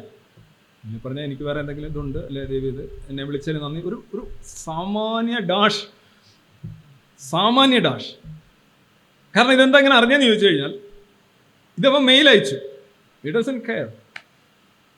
എല്ലാത്തരം മര്യാദകളിൽ നിന്നുള്ള സ്വാതന്ത്ര്യം, നല്ല ആദ്യത്തെ സ്വാതന്ത്ര്യം, ആ മുദ്രാവാക്യത്തിൽ ആദ്യത്തെ സ്വാതന്ത്ര്യം അതാ. ഇത് ഒന്നോ രണ്ടോ ആളുകളുടെ കഥയല്ലേ ഈ പറയുന്ന സ്വാതന്ത്ര്യം. ഏതിൽ നിന്നും അജ്ഞതയിൽ നിന്നുള്ള സ്വാതന്ത്ര്യം എന്നായിരിക്കും നമ്മൾ ആലോചിക്കുന്നത്. അല്ല, അജ്ഞതയിൽ നിന്നുള്ള സ്വാതന്ത്ര്യമല്ല. അടിമത്തത്തിൽ നിന്നുള്ള സ്വാതന്ത്ര്യം എന്നായിരിക്കും നമ്മൾ കരുതുന്നത്. അല്ല, ഈ സ്വാതന്ത്ര്യം എന്ന് പറഞ്ഞു കഴിഞ്ഞാൽ ഈ പലതും നോക്കുകയാണെങ്കിൽ മറ്റൊരു മനുഷ്യനോട്, ഒരു സഹജീവിയോട് കാണിക്കേണ്ട മര്യാദകളിൽ നിന്നുള്ള മോചനം ആണ് പ്രധാന സ്വാതന്ത്ര്യം. സാധാരണ നമ്മൾ കാണിക്കേണ്ടുന്ന കുറേ മര്യാദകളുണ്ടല്ലോ, അത് കാണിക്കില്ല. പിന്നെ നിങ്ങൾ ഏതെങ്കിലും സ്കൂളുകളിലോ കോളേജുകളിലോ ഒക്കെ ചെന്ന് നോക്കിക്കഴിഞ്ഞാൽ, ഞാൻ സ്കൂളുകളുടെ കാര്യം വിട്ടു, കോളേജുകളിൽ തന്നെ നോക്കുകയാണെങ്കിൽ ഒരുപാട് പേര് പഠിക്കുന്നുണ്ട്. But they don't want to study. അവർ പഠിക്കാനല്ല അവിടെ വരുന്നതെന്ന് കൊച്ചു പിള്ളേരെ നമ്മൾ പഠിക്കാനാണോടാ നീയൊക്കെ പോകുന്നതെന്ന് പണ്ട് ഇന്നസെൻ്റ് ചോദിച്ചു, എന്തിനാ പഠിക്കുന്നതെന്ന് ചോദിച്ചു. പക്ഷെ ഇതൊരു വലിയ പ്രശ്നമാണ്. കാരണം രണ്ട് പ്രശ്നം. ഒന്ന്, അവർക്ക് താല്പര്യമില്ല. എല്ലാ കാര്യത്തിലും അവർക്ക് നിസ്സംഗത ഉണ്ടാവും, അലംഭാവം ഉണ്ടാവും, ഉറക്കം ഉണ്ടാവും. പിന്നെ ചിലർക്ക് ഉറങ്ങാൻ പറ്റാത്തതുകൊണ്ട് അവർ ക്ലാസ്സിൽ ഇരുന്ന് എന്ത് ചെയ്യും, പഠനം ഒഴിച്ച് ബാക്കിയുള്ള കാര്യങ്ങൾ ചെയ്യും. അത് മറ്റുള്ളവരുടെ പഠനത്തെ ബാധിക്കും. ഇത് 1 or 9 അല്ല, ഒരു ക്ലാസ്സിൽ ഒരു മിനിമം ഒരു 50 പേരുള്ള ഒരു ക്ലാസ്സിൽ ഒരു 10-20 കുട്ടികളെങ്കിലും ഇത് ആവശ്യമുണ്ടെങ്കിലെല്ലാം നമ്മൾ പഠിപ്പിക്കുന്നൊരു കാര്യമുള്ളൂ. ഒരിക്കലും അങ്ങനെ സംഭവിക്കാറില്ല. വേറെ ഞാൻ സർക്കാർ തലത്തിൽ പഠിപ്പിച്ചുകൊണ്ട് ഞാൻ പറയുന്നു, ആ ഒരു 20% യു ഡോണ്ട് ഫൈൻഡ്. പക്ഷേ 20% ഉണ്ട്, ഇല്ലയെന്ന് പറയാൻ പറ്റില്ല. 20%, 10% ഒക്കെ കാണും എല്ലാ ക്ലാസ്സിൻ്റെ ഇതനുസരിച്ച്. പക്ഷെ ബാക്കിയുള്ളവർ actually they don't want be there. പിന്നെ എന്തിനാണ് അവർ വന്നിരിക്കുന്നത് എന്നുള്ളതാണ്. അവർക്ക് പഠിക്കാൻ കഴിയില്ല, പഠിക്കാൻ താല്പര്യമില്ല, പഠിക്കേണ്ട, റിസൾട്ടിനെ കുറിച്ച് അവർ ബോധേഡല്ല. സെഷൻ മാർക്കിന് ഒരു അസൈൻമെൻറ്റ് എഴുതാൻ പറഞ്ഞാൽ പോലും അവർ എഴുതില്ല. കാര്യം അവർക്കറിയാം, ആളുകളെ നേതാക്കന്മാരെ വിളിച്ചുകൊണ്ട് വന്ന് സാറിൻ്റെ തന്തയ്ക്ക് വിളിച്ചാൽ മതി.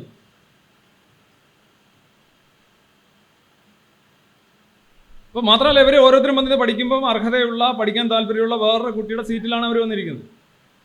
അതും കൂടെ ഉണ്ട്, ഓപ്പർച്യൂണിറ്റി കോസ്റ്റ് ഉണ്ട്.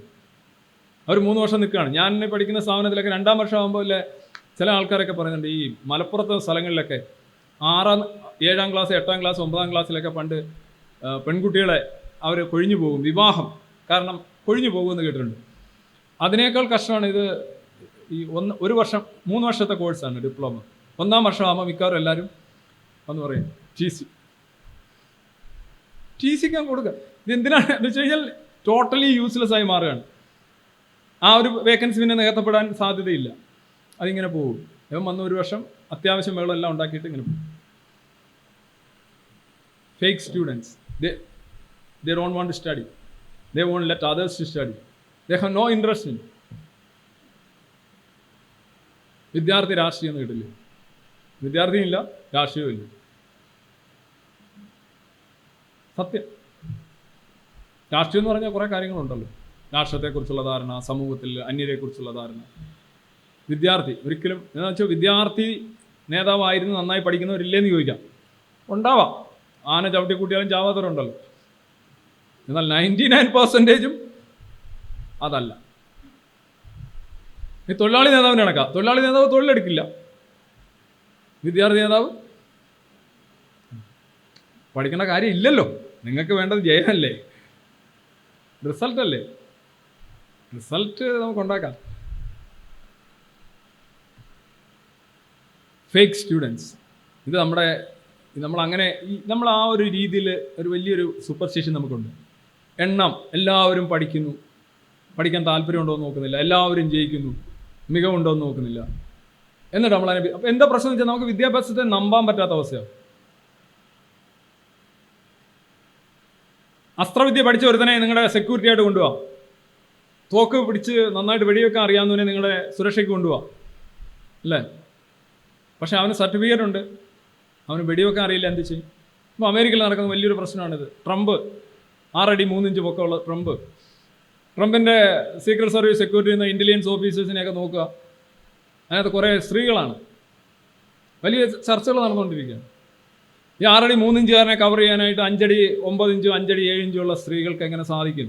കാരണം അയാൾ തന്നെ ഇങ്ങനെ സംസാരിച്ചുകൊണ്ടിരിക്കുമ്പോൾ ഇങ്ങനെ ആയതുകൊണ്ടാണ് ഇത് പോയത്. അയാൾ ഇങ്ങനെ തന്നെ സംസാരിച്ചുകൊണ്ടിരുന്നെങ്കിൽ ഇയാളുടെ ഓക്സിപെറ്റൽ ലോബ് അടിച്ചു പോയാണ്. അയാൾ മരിച്ചില്ലെങ്കിലും അയാളുടെ കാഴ്ച ഉൾപ്പെടെയുള്ള മിക്കവാറുള്ള മേജർ ഫാക്കൽറ്റീസ് തന്നെ പോയത്. ജസ്റ്റ് അയാൾ ആ ഇതിലോട്ട് തിരിഞ്ഞു, കണ്ടോ ഇങ്ങനെ ഇരിക്കുന്നത്, ഇങ്ങനെ തിരിഞ്ഞപ്പോഴാണ് ഇതിലൂടെ പോയത്. അയാളൊരു പവർ പോയിന്റ് കാണിച്ചുകൊണ്ടിരിക്കുകയായിരുന്നു. അവൻ അവിടെ നിന്ന് വിട്ടപ്പോൾ ഇയാൾ ഇങ്ങനെ നിൽക്കുകയായിരുന്നു. ആ തിരിവ് ജസ്റ്റ് 1/4 ഇഞ്ച് അല്ലേ, ആ 1/4 ഇഞ്ചാണ് അമേരിക്ക ഒരു ആഭ്യന്തര യുദ്ധത്തിൽ നിന്ന് രക്ഷപ്പെടുത്തിയെന്ന് പറയുന്നത്. അപ്പോൾ ഇവിടെ ചർച്ച നടക്കുന്ന ഇതാണ്. DEI എന്ന് പറയുന്ന ഒരു സംഗതിയാണ്. ഡൈവേഴ്സിറ്റി, ഇക്വിറ്റി എന്നൊക്കെ പറയുന്ന കുറേ സംഗതികൾ. അതായത് എല്ലാ സ്ഥാപനങ്ങളിലും അവിടെ ഇങ്ങനെ കൂടുതൽ ആളുകളെ, വ്യത്യസ്ത വിഭാഗത്തിൽപ്പെട്ട ആളുകളെ, ഡൈവേഴ്സായിട്ടുള്ള ആളുകളെ എല്ലായിടത്തും വെക്കണം. ഇത് എല്ലാ കമ്പനികളിലും ഇങ്ങനെ പ്രോഗ്രാമുകളുണ്ട്, പോളിസികളുണ്ട്. അവർ മാനേജ്മെൻറ്റ് സെലക്ഷനിലും റിക്രൂട്ട്മെൻറ്റിൽ നമ്മുടെ ഒരു സംവരണത്തിൻ്റെ വേറൊരു രീതിയാണ്. DEI, you live by DEI, you die by DEI എന്നാണ് പറയുന്നത് ട്രംപിൻ്റെ കാര്യത്തിൽ. കാരണം നമുക്ക് ആരാണ് വേണ്ടത്? നമുക്ക് വേണ്ടത് best people in every place ആണ്. അല്ല ഒരു ഓക്കെ, ചില കാര്യങ്ങൾ ചെയ്യാനായിട്ട് സ്ത്രീകളായിരിക്കും ബെറ്റർ. അവിടെ എല്ലാ സ്ത്രീകളായിക്കോട്ടെ, എന്താ കുഴപ്പം? ഇപ്പം ഞാൻ കോട്ടയം ജില്ലയിലെ ഹിന്ദി HSA ലിസ്റ്റ് ഇറങ്ങി, ഒരാൾ എനിക്ക് അയച്ചു തന്നു. 66 പേരുണ്ട്, 65 സ്ത്രീകൾ. No problem, they want to do it and they are doing it, no problem. അവിടെ പുരുഷൻ ചെല്ലരുതെന്ന് ആരെങ്കിലും പറഞ്ഞോ? എന്നെ ഹിന്ദി പഠിപ്പിച്ച എല്ലാ പുരുഷ ടീച്ചേഴ്സാണ്, പക്ഷേ ഇതിനകത്തെല്ലാം സ്ത്രീകളാണ്. അതിനകത്ത് ഒരു പുരുഷനുള്ളത്, ആ പുരുഷൻ SC സപ്ലിമെൻ്ററി ലിസ്റ്റിലാണ്. മെയിൻ ലിസ്റ്റ് 26 പേരിൽ മൊത്തം സ്ത്രീകളാണ്. ടീച്ചിങ് സ്റ്റാഫ് എടുത്ത് നോക്കിക്കഴിഞ്ഞാൽ മൊത്തം സ്ത്രീകളാണ്. അതിൻ്റെ കാരണം അവിടെ എന്താ പറയുക, നിങ്ങൾ പറയുന്ന വിവേചനം ഉണ്ടായിട്ടൊന്നുമല്ല. ഇൻട്രസ്റ്റ്, പ്രിഫറൻസ്, പ്രയോറിറ്റീസ്, ഇങ്ങനെയാണ് ആളുകൾ വരുന്നത്. പക്ഷെ അത് എല്ലാവർക്കും ചെയ്യാവുന്ന ജോലിയുടെ കാര്യത്തിലാണ്. ചില സ്പെസിഫിക് സ്കിൽസിൽ നിങ്ങൾ എപ്പോഴും ശ്രദ്ധിക്കണം. നിങ്ങൾ ഈ ഡൈവേഴ്സ് ആയിട്ടുള്ള ആളുകളെ ആണോ നിങ്ങളുടെ സുരക്ഷയ്ക്കായിട്ട് നിയമിക്കേണ്ടത്? ലൈഫ് ആൻഡ് ഡെത്ത് മാറ്റേഴ്സ് ഉണ്ട്.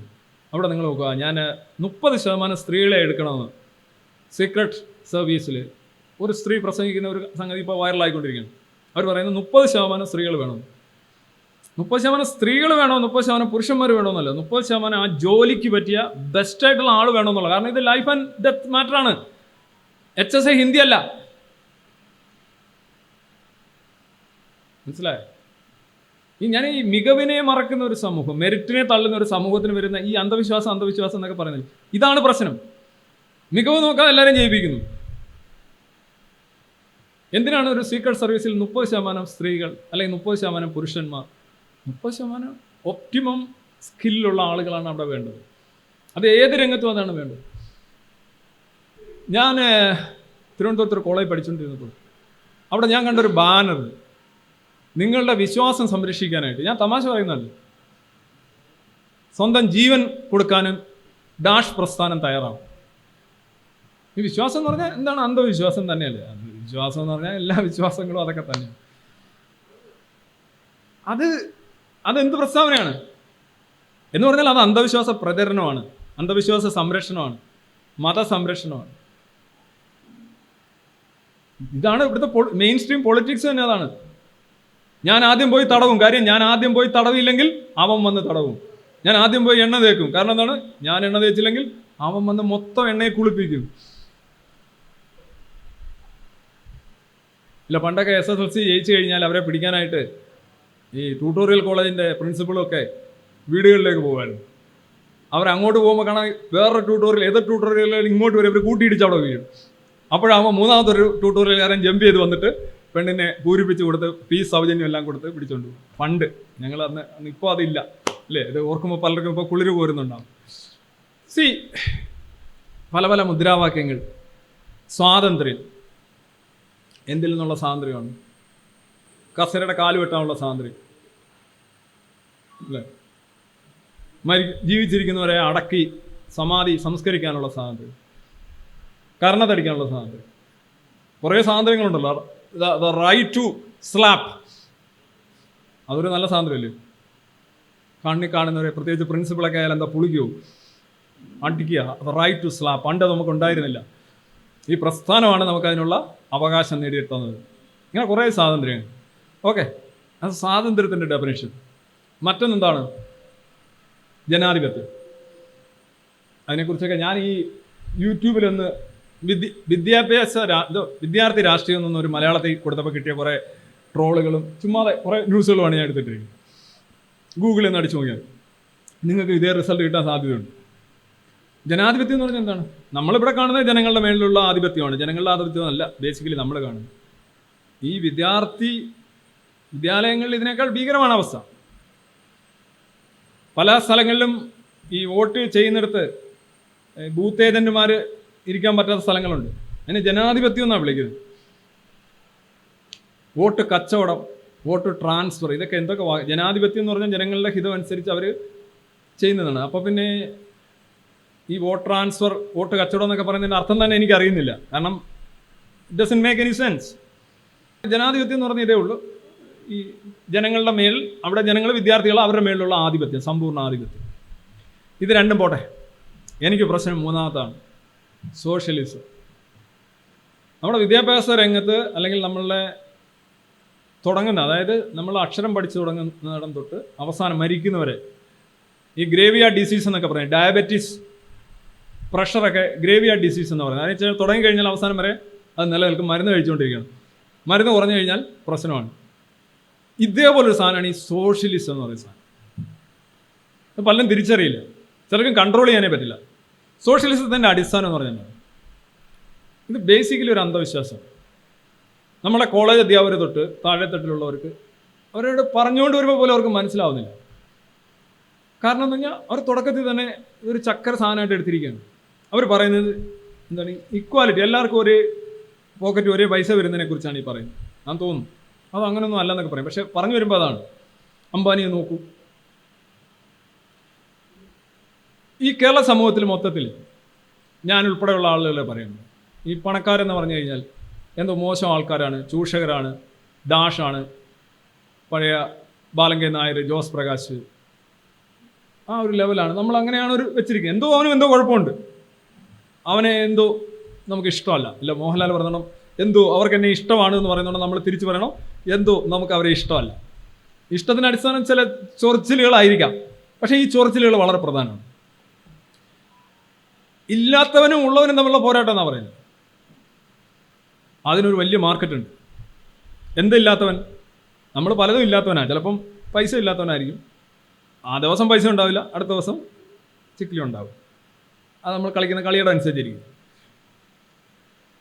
വെളിവില്ലാത്തവനുണ്ട്, വിവരമില്ലാത്തവനുണ്ട്, മര്യാദ ഇല്ലാത്തവനുണ്ട്, പാട്ട് പാടാനുള്ള കഴിവില്ലാത്തവനുണ്ട്. പല ഇല്ലാത്തവന്മാർ ഒരുപാടുണ്ട്. നിങ്ങളെല്ലാം നോക്കുക, സ്ട്രെയിറ്റ് ലൈനാണ്. എല്ലാ ഇല്ലാത്തവന്മാർക്കും അതുള്ളവന്മാരോട് അതുണ്ട്. നിങ്ങൾ വരച്ചു നോക്കൂ, സ്ട്രെയിറ്റ് ലൈനാണ്. ഇനി ഏതൊരു സംഗതി ആയിക്കോട്ടെ, ഇല്ലാത്തവർക്ക് അതുള്ളവരോട് പ്രശ്നമാണ്. ഇതാണൊരു വികാരം. അതിന് നമ്മൾ അസൂയെന്നോ ചൊറിച്ചിലെന്നോ എന്ത് വേണേലും വിളിച്ചോളൂ. ഇത് ചൂഷണം ചെയ്യുകയാണെങ്കിൽ വമ്പൻ രാഷ്ട്രീയമായിട്ട് മാറും. അതാണ് മാർക്സ് ചെയ്തത്. മാർക്സിൻ്റെ രാഷ്ട്രീയത മനുഷ്യൻ്റെ അതൃപ്തിയും അസൂയയും കത്തിജ്വലിപ്പിക്കുക. പണക്കാർ, പാവപ്പെട്ടവർ, ബൂർഷ, പെറ്റി ബൂർഷ, ഇങ്ങനെ കുറേ സംഗതികളുണ്ടാക്കും. എന്നിട്ട് പൈസ കുറഞ്ഞവരെല്ലാം, അല്ലെ പണം കുറഞ്ഞവരെല്ലാം അവരെന്തോ ഏഞ്ചലിക്കായിട്ട് മാലാഖമാരാണ്, പണമുള്ളവരെല്ലാം ഡെവിൾസാണ് അല്ലെങ്കിൽ പിശാചുക്കളാണ് എന്നുള്ളത്. ഇവിടെ കർണാടകയിൽ ഓയിൽ പ്രൈസ് കൂട്ടി, പെട്രോൾ പ്രൈസ്. എന്താ കാരണം? കഴിഞ്ഞ ഇലക്ഷൻ ജയിക്കാനായിട്ട് കർണാടകയിൽ കുറേ വാരി വിതറലുകൾ നടത്തി, വാഗ്ദാനങ്ങൾ. ഗവൺമെൻറ്റിന് വല്ലവൻ്റെയും പൈസ ഇല്ല ഇങ്ങനെ പറഞ്ഞു. ഒന്നെന്ന് പറഞ്ഞു കഴിഞ്ഞാൽ സ്ത്രീകൾക്ക് ബസ്സിൽ സൗജന്യ യാത്ര. അത് ഞാനിവിടെ വന്ന് പറഞ്ഞാൽ കഴിഞ്ഞ വർഷം ഇവിടെ ഞാൻ അന്ന് ഇവിടുത്തെ ആ പദ്ധതിയിലെ ഓരോരോ കാര്യങ്ങളും പറഞ്ഞു. ഞാൻ ഇവിടെ തന്നെ തിരിച്ചു വന്ന് വീണ്ടും പറയുകയാണ്. 1 വർഷത്തിനുള്ളിൽ ഫലം കിട്ടിയിരിക്കുകയാണ്. കഴിഞ്ഞ വർഷം ഞാൻ ഇത് പറഞ്ഞാണ് ഇവിടെ. ഡിപ്ലോമക്കാർക്ക് മാസക്കൂലി, ഡിഗ്രിക്കാർക്ക് മാസക്കൂലി, അതോടൊപ്പം തന്നെ ഇത്തരം സൗജന്യങ്ങൾ. 54,000 കോടി രൂപയുടെ അധിക ചിലവായി. ഭരണം കിട്ടി, പല കാരണങ്ങൾ കൊണ്ടും ഇതുകൊണ്ടും ഭരണം കിട്ടി. പിന്നെന്താ സംഭവിച്ചത്? ഈ ചിലവ് താങ്ങാനാവുന്നില്ല. അപ്പോൾ എന്ത് ചെയ്തു? ബസ്സുകാർ തന്നെ ഉണ്ട് 28 കോടി രൂപയുടെ നഷ്ടം അവർക്ക്. അപ്പോൾ അവർക്ക് പൈസ കൊടുക്കണ്ടേ? അവർ വണ്ടി ഓടിക്കത്തില്ലല്ലോ. സ്ത്രീകളെല്ലാം കയറുന്നു. സ്ത്രീകൾക്ക് എവിടെയും പോകാനായിട്ടുള്ള എന്നുവെച്ചാൽ മേളിലുള്ള ചീഫ് സെക്രട്ടറി സ്ത്രീ മുതൽ താഴെ ഉള്ള സ്ത്രീയാണെന്ന് തെളിയിച്ചാൽ മതി. അവിടെയുള്ള കന്നഡികയാണെന്ന് തെളിയിച്ചാൽ മതി. അത്രേ ഉള്ളൂ. അതും തെളിയിക്കണം കേട്ടോ. ആധാർ കാർഡ് കൊടുത്താൽ. അപ്പോൾ പണമില്ല. അപ്പോൾ 3 രൂപ വെച്ച് പെട്രോളിനും ഡീസലിനും കൂട്ടുകയാണ്. ആർക്കും ഒരു പ്രശ്നമില്ല. കേരളത്തിൽ ഒട്ടും വാർത്തയല്ല. കേരളത്തിൽ വാർത്തയാവണമെങ്കിൽ ഇത് അല്ല ഊപ്പിയിലെങ്ങാനും കൂട്ടണം. ഊപ്പി കൂട്ടുകയാണെങ്കിൽ കേരളത്തിൽ വാർത്തയാണ്. നോക്കൂ, കർണാടകയിൽ 3 രൂപ വെച്ച് കൂട്ടിയിരിക്കുകയാണ്. വേറെ ഒരു സ്റ്റേറ്റ് ഗവൺമെൻറ് കൂട്ടുന്നില്ല. കേരളത്തിലെ ഗവൺമെൻറ് കൂട്ടിയാലും പ്രശ്നമാണ്. പക്ഷേ ഇത് ഒരു പ്രശ്നമില്ല. ഇനി ഇത് മാത്രമോ വേറെ ഓരോന്നിങ്ങനെ വരുന്നുണ്ട് ജനങ്ങളിലേക്ക് ഈ സാധനം. അതായത് ഇവരുടെ കയ്യിൽ പൈസ ഇല്ലല്ലോ, ജനങ്ങളുടെ ടാക്സ് ആണ് വാങ്ങിക്കുന്നത്. ഒരാൾക്ക് സൗജന്യം കൊടുക്കുകയാണെന്നുണ്ടെങ്കിൽ വേറെ ഇത് വാങ്ങിക്കണം. അല്ലാതെ എങ്ങനെയാ? അല്ലെങ്കിൽ കള്ളനോട്ടടിക്കണം. സ്റ്റേറ്റിന് ചെയ്യാൻ പറ്റില്ല. അല്ല കുഴിച്ചെടുക്കണം, കുഴിച്ചാൽ അത് വരുമില്ല. അല്ല ഉലുത്തണം, ഉലുത്തിയാൽ വീഴുമില്ല. എങ്ങനെ? നിങ്ങൾ ഒരാൾക്ക് സൗജന്യം കൊടുത്ത് നിങ്ങൾ അയാളുടെ പ്രീതി വാങ്ങിച്ച്, നിങ്ങൾ അയാളുടെ വോട്ട് വാങ്ങിച്ച്, നിങ്ങൾ ഭരണം വാങ്ങിച്ചാൽ അതിൻ്റെ സംഭവം എന്ന് പറഞ്ഞു കഴിഞ്ഞാൽ വേറെടുത്ത് കുറയും. അതോ നിങ്ങളുടെ ആഗ്രഹങ്ങളനുസരിച്ച് ഇത് വർദ്ധിക്കത്തൊന്നുമില്ലല്ലോ. ഇല്ല, ടാക്സ് കളക്ഷനും വർദ്ധിക്കത്തില്ല. അപ്പോൾ 3 രൂപ വെച്ച് കൂട്ടി എല്ലാവരും വളരെ നല്ല. വേറെ ഒരു സ്റ്റേറ്റിലും കൂട്ടിയിട്ടില്ല കേട്ടോ. ഇപ്പോൾ പെർ ലിറ്റർ ഫ്രം 99 നിന്ന് 102 രൂപ 87 3 രൂപ കൂടിയിരിക്കുന്നു. അതുപോലെ തന്നെ 85-93 ആയിരുന്നു ഡീസലിന്, അത് 88-95 ആയിരുന്നു. നിങ്ങൾ വിചാരിക്കും ഇത് കുറഞ്ഞ വിലയല്ലേ എന്ന്. കേരളവുമായിട്ട് തട്ടിച്ച് നോക്കുമ്പോൾ കുറഞ്ഞ വിലയാണ്. അത് കേട്ട് നിങ്ങൾ ഇത് വേറെ, ഇത് കേരളമാണ്.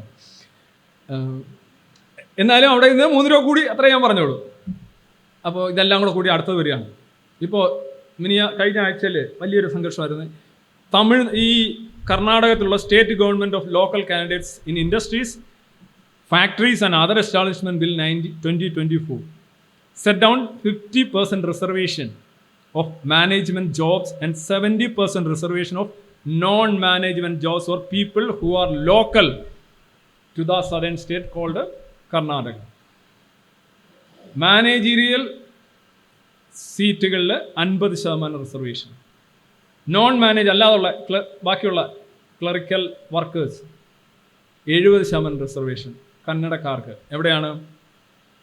Local industries, factories and other establishment, എല്ലാ സ്വകാര്യ സ്ഥാപനങ്ങളും റിസർവേഷൻ കൂട്ടിക്കൊണ്ടുവരിക. ലോക്കൽസിനുള്ള റിസർവേഷൻ. എന്തെങ്കിലും കുഴപ്പമുണ്ടോ? റിസർവേഷനെതിരെ പറയുമ്പോൾ അതിനെതിരെ ന്യായങ്ങൾ ഉന്നയിക്കുന്ന പലർക്കും ഈ പാർട്ടി റിസർവേഷൻ എന്ന് പറയുമ്പോൾ ഇതെന്താണ് പാർട്ടിക്കാരുടെ മക്കൾക്ക് കൊടുക്കുന്നു, ഭാര്യമാർക്ക് കൊടുക്കുന്നു, അത് ശരിയാണോ? എന്താ തെറ്റതിന്? ചെറിയ പ്രായത്തിലെ കൊടി പിടിച്ച് പ്രവർത്തിച്ച് നിസ്വാർത്ഥമായ സേവനം നടത്തി മഞ്ഞും നിരാഹാരം കിടന്ന് അല്ലേ ആ ചരിത്രം നോക്കിക്കഴിഞ്ഞാൽ അവർക്കൊരു സ്ഥാനം കൊടുക്കണ്ടേ? എന്താ കുഴപ്പമിന്? അല്ല, പാർട്ടി ഞങ്ങളുടെ പാർട്ടിക്കും കിട്ടണം, നിങ്ങളുടെ പാർട്ടിക്കും കിട്ടിയാൽ പോരാ, മറ്റേ ജനതാദൾ ഊക്കാരന് കിട്ടണ്ടേ? അവനും കിട്ടണം. എല്ലാവരും പങ്കിട്ടെടുക്കുക. മികവ്, പിന്നെ മികവ് ആർക്ക് വേണം ഈ മികവ്? ഒരാൾ ചോദിച്ചു, ആർക്ക് എന്തോ ഇത്ര പെട്ടെന്ന് ആർക്കാണ് എത്തേണ്ടത് എന്നൊരു MLA ഇവിടെ ചോദിക്കുകയാണ്. അതേപോലെ ആർക്ക് വേണം ഈ മികവ്? പാർട്ടി സംവരണം എന്ന് കേൾക്കുമ്പോൾ സംവരണത്തിനെതിരെ വലിയ പ്രശ്നമാണ്. സംവരണത്തിൻ്റെ മുന്തിരിച്ചാറ് കുടിച്ച് കറങ്ങിയിരിക്കുന്നവനും പാർട്ടി സംവരണം എന്ന് കേൾക്കുമ്പോൾ പ്രശ്നമാണ്. പിന്മാതിൽ നിയമനം എന്ന് പറയുന്നത് പ്രശ്നമാണ്. ഇപ്പോൾ ഒരു സംവരണം വന്നിരിക്കുന്നത് ലോക്കൽ സംവരണം, പ്രാദേശിക സംവരണം. എന്താ കുഴപ്പം? കുഴപ്പമൊന്നുമില്ല. സംവരണത്തിൻ്റെ ഇതനുസരിച്ച് കറക്റ്റ് തന്നെയാണ്. അവിടെ ഉള്ളവർക്ക് ജോലി കിട്ടണം. നല്ലവനൊക്കെ വന്ന് ജോലി എടുത്തുകൊണ്ട് പോകുമ്പം അവിടെ ഉള്ളവർക്ക് ജോലി കിട്ടണം എന്ന് പറഞ്ഞു കഴിഞ്ഞാൽ നിങ്ങളെങ്ങനെ എതിർക്കുന്നത്? നിങ്ങൾ എന്ത് ലോജിക്കാണ് പറയുന്നത്? അത് നിങ്ങൾ പറയും മികവ് എന്ത് ചെയ്യും, ഇന്ത്യ ഒരു രാജ്യമല്ലേ, അതല്ലേ, എല്ലാവർക്കും തുല്യ പരിഗണന വേണ്ടേ? നോക്കുക, ഈ സംഗതി എന്തുകൊണ്ടാണ് ഈ സംവരണം അടിസ്ഥാനപരമായിട്ട് നീതിരഹിതവും തുല്യതയ്ക്ക് വിരുദ്ധവുമാണ് എന്ന് ഞാൻ പറഞ്ഞുകൊണ്ടേയിരിക്കുന്നതിൻ്റെ കാരണം എന്ന് പറഞ്ഞു കഴിഞ്ഞാൽ ഇതാണ്. ഈ മികവുണ്ടെങ്കിൽ മാത്രമേ, അല്ലെങ്കിൽ മികവിനും മത്സരത്തിനും ഇടയുണ്ടെങ്കിൽ മാത്രമേ നിങ്ങൾക്ക് അവിടെ ചെന്നൊരു ജോലി ചെയ്യാൻ പറ്റുള്ളൂ. അവനിവിടെ വന്നൊരു ജോലി ചെയ്യാൻ പറ്റുള്ളൂ. ബെസ്റ്റ് ടാലൻറ്റ് രണ്ടിടത്തും കിട്ടുകയുള്ളൂ, രണ്ടിടത്തും ഉയർച്ച ഉണ്ടാവുകയുള്ളൂ. പല ഗൾഫ് രാജ്യങ്ങളിൽ നിങ്ങൾക്കറിയാം, അവിടെ നിങ്ങളൊരു സ്ഥാപനം തുടങ്ങാണ്ട് നിങ്ങളൊരു അറബിയെ ഒരു ചൊട്ടനായിട്ട് വെക്കണം. അവൻ രാവിലെ തൊട്ട് വൈകുന്നേരം വരെ അവിടെ വന്നിരിക്കും, അവൻ പോകും. പക്ഷേ അവന് ഇത്ര ശതമാനം ഇത് വേണം, ഡൈവേഴ്സിറ്റി, ലോക്കൽസ്. ഇതിൻ്റെ വളർച്ചയാണ്, ഇത് സ്വാഭാവികമായ വളർച്ചയാണ്. ഈ റിസർവേഷൻ ലോജിക്കിൻ്റെ സ്വാഭാവികമായ വളർച്ചയാണ്. ഇവിടെ ജാതി സംവരണം ഏർപ്പെടുത്തിയപ്പോൾ ഞാൻ പറഞ്ഞു എല്ലാവർക്കും ജാതി സംവരണത്തിലേക്ക് ഇത് കലാശിക്കൂ, സർവ്വജാതി സംവരണത്തിലേക്ക് കലാശിക്കൂ. കലാശിച്ചല്ലോ, ഇനി ആർക്കും തർക്കമില്ല, ഒരു പ്രശ്നമില്ല. അതിലും പ്രശ്നങ്ങളാണ്. ഇപ്പോൾ EW സംവരണം എന്ന് പറഞ്ഞ സംവരണം കൊണ്ടുവന്നു. അതിനകത്ത് എന്താ അർത്ഥം? ഈ EW സംവരണം വെച്ചാൽ ഈ മുന്നോക്ക വിഭാഗങ്ങൾക്ക് എന്നാണ് സംവരണം എന്ന് പറഞ്ഞത്. മുന്നോക്ക വിഭാഗത്തിൽപ്പെട്ട, അത് it can be a Christian or a Muslim or a Hindu forward caste. മുന്നോക്ക വിഭാഗത്തിൽപ്പെട്ട നന്നായി പഠിക്കുന്ന 95% മാർക്ക് കിട്ടുന്ന ഒരുത്തൻ അവൻ്റെ അതേ വിഭാഗത്തിൽപ്പെട്ട 50% മാർക്ക് കിട്ടുന്നവന് ജോലി കിട്ടുന്നത് കണ്ടുകൊണ്ടിരിക്കേണ്ടി വരുന്നു. ഇതല്ലേ ഇപ്പോഴത്തെ അവസ്ഥ? EWS എന്ന് പറഞ്ഞാൽ 4 ലക്ഷം രൂപ 4 ലക്ഷം 5 ലക്ഷം ആയിപ്പോയി. 4 ലക്ഷം രൂപ കുറഞ്ഞുള്ളവർക്ക് മാത്രമേ ഉള്ളൂ EWS. അപ്പോൾ ആ വിഭാഗത്തിലുള്ളവർക്ക് തന്നെ നോക്കുമ്പോൾ എന്തിനാ നീതി? അവൻ പഠിക്കുന്നൊന്നും ഇല്ലായിരുന്നു, അവന് ഒരുപാട് കുറച്ച് മാർക്കാണ്. പക്ഷേ അവൻ്റെ വരുമാനം കുറഞ്ഞതിൻ്റെ പേരിൽ അവന് ജോലി കിട്ടുന്നു, വരുമാനം കൂടിയതിൻ്റെ പേരിൽ എനിക്ക് ജോലി കിട്ടാതിരിക്കുന്നു. അടുത്ത വർഷം ഈ വരുമാനം അങ്ങോട്ടും ഇങ്ങോട്ടും ആവുന്നു. അവൻ നല്ല പണക്കാരനാവുന്നു, ഇവൻ കയറെടുക്കുന്നു. സംഭവിച്ചിട്ടോ? ജോലി കിട്ടിയവൻ പണക്കാരനാവത്തില്ലയോ? ജോലി കിട്ടാത്തവൻ തെണ്ടി പോവില്ലേ? ഇവൻ കയറെടുക്കുന്നു, അവൻ വരണമാല്യമായിട്ട് പോകുന്നു. EWS ഇവിടെ എല്ലാം മികവിനെതിരെയുള്ള ഒരു ഗൂഢാലോചനയുണ്ട്. ഒരു സമൂഹം അടിസ്ഥാനപരമായിട്ട് ആ ഒരു രംഗത്ത് തിരുത്തൽ വരുത്താതെ നിങ്ങൾ ഈ പറയുന്ന ഒരു മാറ്റം അവിടെ ഉണ്ടാവില്ല. അതിനെതിരെ സംസാരിക്കുന്നു. Tharoor slams Karnataka job reservation bill as unconstitutional, ഭരണഘടനാ വിരുദ്ധമാണെന്ന് തരൂർ പറയുന്നു. അപ്പോൾ ഇവർ private sector quota bill to be taken up in the next cabinet meeting to discuss confusions മാറ്റാനായിട്ട് അടുത്ത ക്യാബിനറ്റ് മീറ്റിങ്ങിലേക്ക് മാറ്റിയിരിക്കുന്നു സിദ്ധരാമയ്യ പറയുന്നു. ഇതൊരു വലിയ പ്രശ്നമാണ്. ഇത് ശിവസേനക്കാർ മുംബൈയിൽ ഇറക്കിയ സാധനമാണിത്. അന്ന് ഈ മദ്രാസികളെന്ന് പറഞ്ഞ മലയാളികൾ ഉൾപ്പെടെ അടിച്ചോടിച്ചുകൊണ്ടിരുന്ന സമയമാണിത്. കർണാടകത്തിലെ മൊത്തത്തിൽ ഇത് ശരിക്കും ഇതെല്ലാം ഈ സോഷ്യലിസ്റ്റ് സാധനമാണ്. മനസ്സിലായില്ലേ? പട്ടട വരെ സൗജന്യം, അണ്ണാക്ക് വരെ സംവരണം, അടിച്ചു പോയിക്കൊണ്ടിരിക്കുക. ഇത് ഞാൻ പറയാം, സോഷ്യലിസം ഒരു അന്ധവിശ്വാസമാണെന്നാണ് ഞാൻ ഇന്നിവിടെ പറഞ്ഞുകൊണ്ടിരിക്കുന്നത്. I call it A superstition, economic superstition in every form and shade. It's A superstition. അംബാനിയുടെ കല്യാണം നടന്നപ്പോൾ ഇവിടെ ഓരോ ആളുകൾ, അന്ധവിശ്വാസികളായിട്ടുള്ള വലിയ വലിയ ആളുകൾ, അവർ പറയുകയാണ്, എന്താണ് ഇത്, ഇയാൾ 5000 കോടിക്ക് കല്യാണം നടത്തിയിരിക്കുന്നു. ബിനോയ് വിശ്വം, ഡോക്ടർ തോമസ് ഐസക്, ഇവരൊക്കെയാണ് പ്രധാനമായിട്ടും എഴുതിയത്. അതിൽ ഡോക്ടർ തോമസ് ഐസക് എഴുതിയ ഒരു ഫേസ്ബുക്ക് പോസ്റ്റ് എന്ന് വായിക്കും. പുള്ളി പറഞ്ഞു, ഈ അംബാനി ഇങ്ങനെയൊന്നുമല്ല ചെയ്യേണ്ടത്, അംബാനി വ്യവസായങ്ങൾ തുടങ്ങണമായിരുന്നു ഈ പൈസ കൊണ്ട്, എന്നെങ്കിലെല്ലാം നമുക്ക് കയറി, അതാണ് അദ്ദേഹം ഉദ്ദേശം തോന്നുന്നു, എനിക്കറിയില്ല. അപ്പോൾ അദ്ദേഹത്തിനെതിരെ ഒരുപാട് ട്രോളുകളൊക്കെ വന്നു. നിങ്ങൾ ആദ്യം നിങ്ങളുടെ ഗവൺമെൻറ്റിൻ്റെ ദൂർത്ത് നിയന്ത്രിക്കൂ, അത് നിയന്ത്രിക്കൂ, ഇന്നാരോട് പറഞ്ഞു കൊടുക്കൂ, അത് കൊടുക്കൂ എന്നൊക്കെ പറഞ്ഞാൽ കുറേ ട്രോൾ വന്നു. അപ്പോൾ ഇദ്ദേഹം ആപ്പാടെ ഈ ട്രോളുകളെ പ്രതിരോധിക്കാനായിട്ട് വീണ്ടും ഒരു പോസ്റ്റ് എഴുതി. അതിൽ അദ്ദേഹം ചെയ്യണം, തെറിവിളികളും മറുപടികളുമായി സംഘ്യക്കൂട്ടങ്ങൾ ഇറങ്ങി തുറപ്പിച്ചിട്ട് സാമ്പത്തിക ന്യായവാദമാണ്, പണക്കാർ അങ്ങനെ പണം ചെലവാക്കുമ്പോൾ ആത്യന്തികമായി അതിൻ്റെ ഗുണഭോക്താക്കൾ പാവങ്ങളായിരിക്കും പോലും. ആഡംബര വസ്തുക്കളും മറ്റും നിർമ്മിക്കുന്ന കൈവേലക്കാർ, പാചകക്കാർ, സദ്യവട്ടങ്ങൾക്കുള്ള കൃഷി ചെയ്യുന്നവർ, ടാക്സിക്കാർ, അങ്ങനെ ലക്ഷക്കണക്കിന് ആളുകൾക്ക് ഈ ആഘോഷത്തിൻ്റെ ഭാഗമായി വരുമാനം വർദ്ധിക്കും. അത്രേ എന്ന് പറഞ്ഞാൽ അവർ പറയുന്നത് ശരിയല്ല, അത്രേ പോലും എന്നാണ് പറയുന്നത്. അദ്ദേഹം അത് അംഗീകരിക്കുന്നില്ല. ഇങ്ങനൊന്നും ഒരു സാധ്യതയില്ലെന്ന് അദ്ദേഹം പറയുന്നു. എൻ്റെ മറുപടി ഇതാണ്: ഈ പണം വ്യവസായ നിക്ഷേപം നടത്തലാണ് രാജ്യത്തെ വരുമാനം വർദ്ധിപ്പിക്കാനായിട്ടുള്ള നേരായ മാർഗം. ഇത് വ്യവസായത്തിൽ നിക്ഷേപിക്കണം. ഡിമാൻഡ് വർദ്ധിപ്പിക്കാനും വരുമാനം ഉയർത്താനുള്ള മാർഗം പണക്കാരുടെ ആഡംബരത്തിനും വരുമാനത്തിനും സ്വത്തിനും കൂടുതൽ നികുതി ചുമത്തി അത് പാവങ്ങൾക്ക് തൊഴിലുറപ്പും ഉയർന്ന പെൻഷനുമായി നൽകലാണ്. ഇദ്ദേഹത്തിൻ്റെ വിശ്വാസം, ഇദ്ദേഹത്തിൻ്റെ തിയറി ഇതാണ്. ഇത് കേൾക്കുമ്പോൾ ഒരു ശരിയാണ്. പാവപ്പെട്ടവനെ പിഴിഞ്ഞ് പല രീതിയിൽ പിഴിയാം. നമ്മളിൽ ഇൻകം ടാക്സ് വാങ്ങിച്ചിട്ട് അതിന് സെസ്സൂടെ വെക്കുന്നോണം ഒരു വട്ടം പിഴിഞ്ഞ നാരങ്ങ എടുത്ത് വീണ്ടും പിഴിയാം. അപ്പോൾ ഇദ്ദേഹം കരുതുന്നത് ഈ മനുഷ്യനെന്ന് പറയുന്നത് എന്തോ ഒരു മെഷീൻ പോലെയാണ്. ഇങ്ങനെ ടാക്സ് വെച്ച് ഇങ്ങനെ പിഴിഞ്ഞുകൊണ്ടിരുന്ന് കഴിഞ്ഞാൽ അവനിങ്ങനെ കൂടുതൽ ഉൽപ്പാദിപ്പിച്ച് കൂടുതൽ ഇങ്ങനെ തന്നുകൊണ്ടിരിക്കുന്നുള്ളതാണ്. സോ ഈ ടാക്സിനെ കുറിച്ചൊക്കെ ഒരുപാട് ബേസിക്കായിട്ട് ചിന്തിക്കേണ്ട ഒരു കാര്യം, ഈ ഓവർ ടാക്സേഷൻ ഹയർ ഇൻകം കൊണ്ടുവരില്ല. ലോകത്തെല്ലായിടത്തും തെളിഞ്ഞാണ്. നിങ്ങളൊരു വിഭാഗത്തിനെ ഒരുപാട് ടാക്സ്, അവരുടെ ടാക്സ് പെർസെൻറ്റ് കൂടുകയാണെങ്കിൽ സ്വാഭാവികമായിട്ട് അതിനകത്ത് നിങ്ങൾക്ക് കിട്ടിയിരിക്കുന്ന ഇപ്പോൾ 1 കോടി രൂപ കിട്ടിക്കൊണ്ടിരുന്നതാണ്. 10% വരുന്ന ടാക്സ് നിങ്ങൾ 20% ആക്കുമ്പോൾ നിങ്ങൾക്ക് 2 കോടി രൂപ കിട്ടുമോ? എങ്കിൽ നിങ്ങൾ പറയുന്നത് ശരിയാണ്. 1.5 കോടി കിട്ടുമോ? എങ്കിൽ നിങ്ങൾ പറയുന്നത് ശരിയാണ്. എനിക്ക് പിന്നെ അങ്ങനെ അങ്ങ് കൂട്ടിയാൽ മതിയല്ലേ. ഈ 10% എന്നുള്ളത് ഒരു 90% ആക്കിയാൽ എങ്ങനെ ഉണ്ടാവും? പുളിക്കുമോ? നമുക്ക് ക്ഷേമ പദ്ധതിയും പെൻഷനും നമുക്കിങ്ങനെ വാരി കൊടുക്കാൻ കിട്ടുമല്ലോ. അങ്ങനെ അല്ല ടാക്സ് വർക്ക് ചെയ്യുന്നത്. എൻ്റെ ബേസിക് പ്രിൻസിപ്പിൾസ് പോലും അറിയാതാണ് ഈ സംസാരിക്കുന്നത്. You cannot tax people to death. പിഴിയുന്നതിനൊക്കെ ഒരു അതിരുണ്ട്. പിന്നെ നിങ്ങൾ ഇത് വെച്ചായിരിക്കും പിഴിയുന്നത്, മറ്റേ അതങ്ങ് സ്ലിപ്പായി. പിന്നെ മാത്രമല്ല, ഇൻസെൻറ്റീവ്, ഒരുപാട് ടാക്സ് കൂടുതലുള്ള ഒരു സ്ഥലത്തോ രാജ്യത്തോ എക്കോണമിയിലോ ആരും സംരംഭം നടത്തില്ല. അവർ വേറെ കൊണ്ടുപോയി നടത്തും. ആ ഇൻഡസ്ട്രി വേറെ എടുത്ത് കൊണ്ടുപോയി പോകും. വെള്ളം എപ്പോഴും താഴോട്ടേ ഒഴുകൂ. ഇതൊക്കെ അന്ധവിശ്വാസങ്ങളാണിത്. I stress on that point. Economic സൂപ്പർസ്റ്റിഷനാണ് കേരളത്തിലെ ഏറ്റവും വലിയ പ്രശ്നം. വിദ്യാലയങ്ങളിൽ അധ്യാപകരെ പഠിത്തം മാത്രമല്ല. Talk of the town, Anand Ambani and his 200 crore wedding sherwani. ഇത് ആനന്ദ് അംബാനിക്ക് തച്ചു കൊടുത്തവൻ എന്തായാലും മിടുക്കൻ തന്നെ. ആനന്ദ് അംബാനി കണക്കൊരു മണ്ടൻ ലോകത്തെങ്ങും ഇല്ല എന്നൊക്കെയാണ് ഓരോരുത്തർ എഴുതി മറിക്കുന്നുണ്ടോ. ഭയങ്കര ട്രോൾ. ഇല്ല, പഞ്ചാബി ഹൗസിനകത്ത് എന്താ പറയുന്നത്, പിന്നെ കൊച്ചിൻ അനുഭവമില്ലേ, 2 പേരെയും വഞ്ചിച്ചു എന്ന് പറഞ്ഞ് പോകുന്ന ഒരു രംഗം ഉണ്ടല്ലോ, അത് വെച്ച് അതൊക്കെയാണെന്ന് ട്രോള്. അവൻ അതും വാങ്ങിച്ചു. ഇത് സത്യത്തിൽ ഈ പ്രൈസ് മെക്കാനിസം, മാർക്കറ്റൊക്കെ എങ്ങനെ പ്രവർത്തിക്കുന്നു, മനുഷ്യൻ്റെ വിചാരങ്ങൾ എങ്ങനെ പ്രവർത്തിക്കുന്നു എന്നുള്ളതിനെ കുറിച്ചുള്ള ഒരു അടിസ്ഥാന ധാരണ ഉണ്ടെങ്കിൽ പറയില്ല. കാരണം ഞാൻ ഇപ്പുറത്ത് കാണിച്ചിരിക്കുന്ന മൊണാലിസയുടെ ഒരു പെയിൻറ്റിംഗ് ആണ്, ഒറിജിനലാണ്. പിന്നെ ഡ്യൂപ്ലിക്കേറ്റുകളുണ്ട്, ഒരുപാട് കാര്യങ്ങളുണ്ട്. അതിൻ്റെ വില എത്രയാണെന്ന് അറിയാം. ഇതെത്ര? 200 കോടി ഇന്ത്യൻ രൂപയാണ്. അതിൻ്റെ വിലയെന്ന് പറഞ്ഞു കഴിഞ്ഞാൽ $970 മില്യൺ ആണ്. $970 മില്യൺ മനസ്സിലായോ? 1 കോടി, 1 ട്രില്യൺ, 1 ബില്യൺ ആകാറായി. 1 ബില്യൺ കൂട്ടിക്കും. $1 ബില്യൺ. 100 കോടി, 100 കോടി ഇൻറ്റു 84.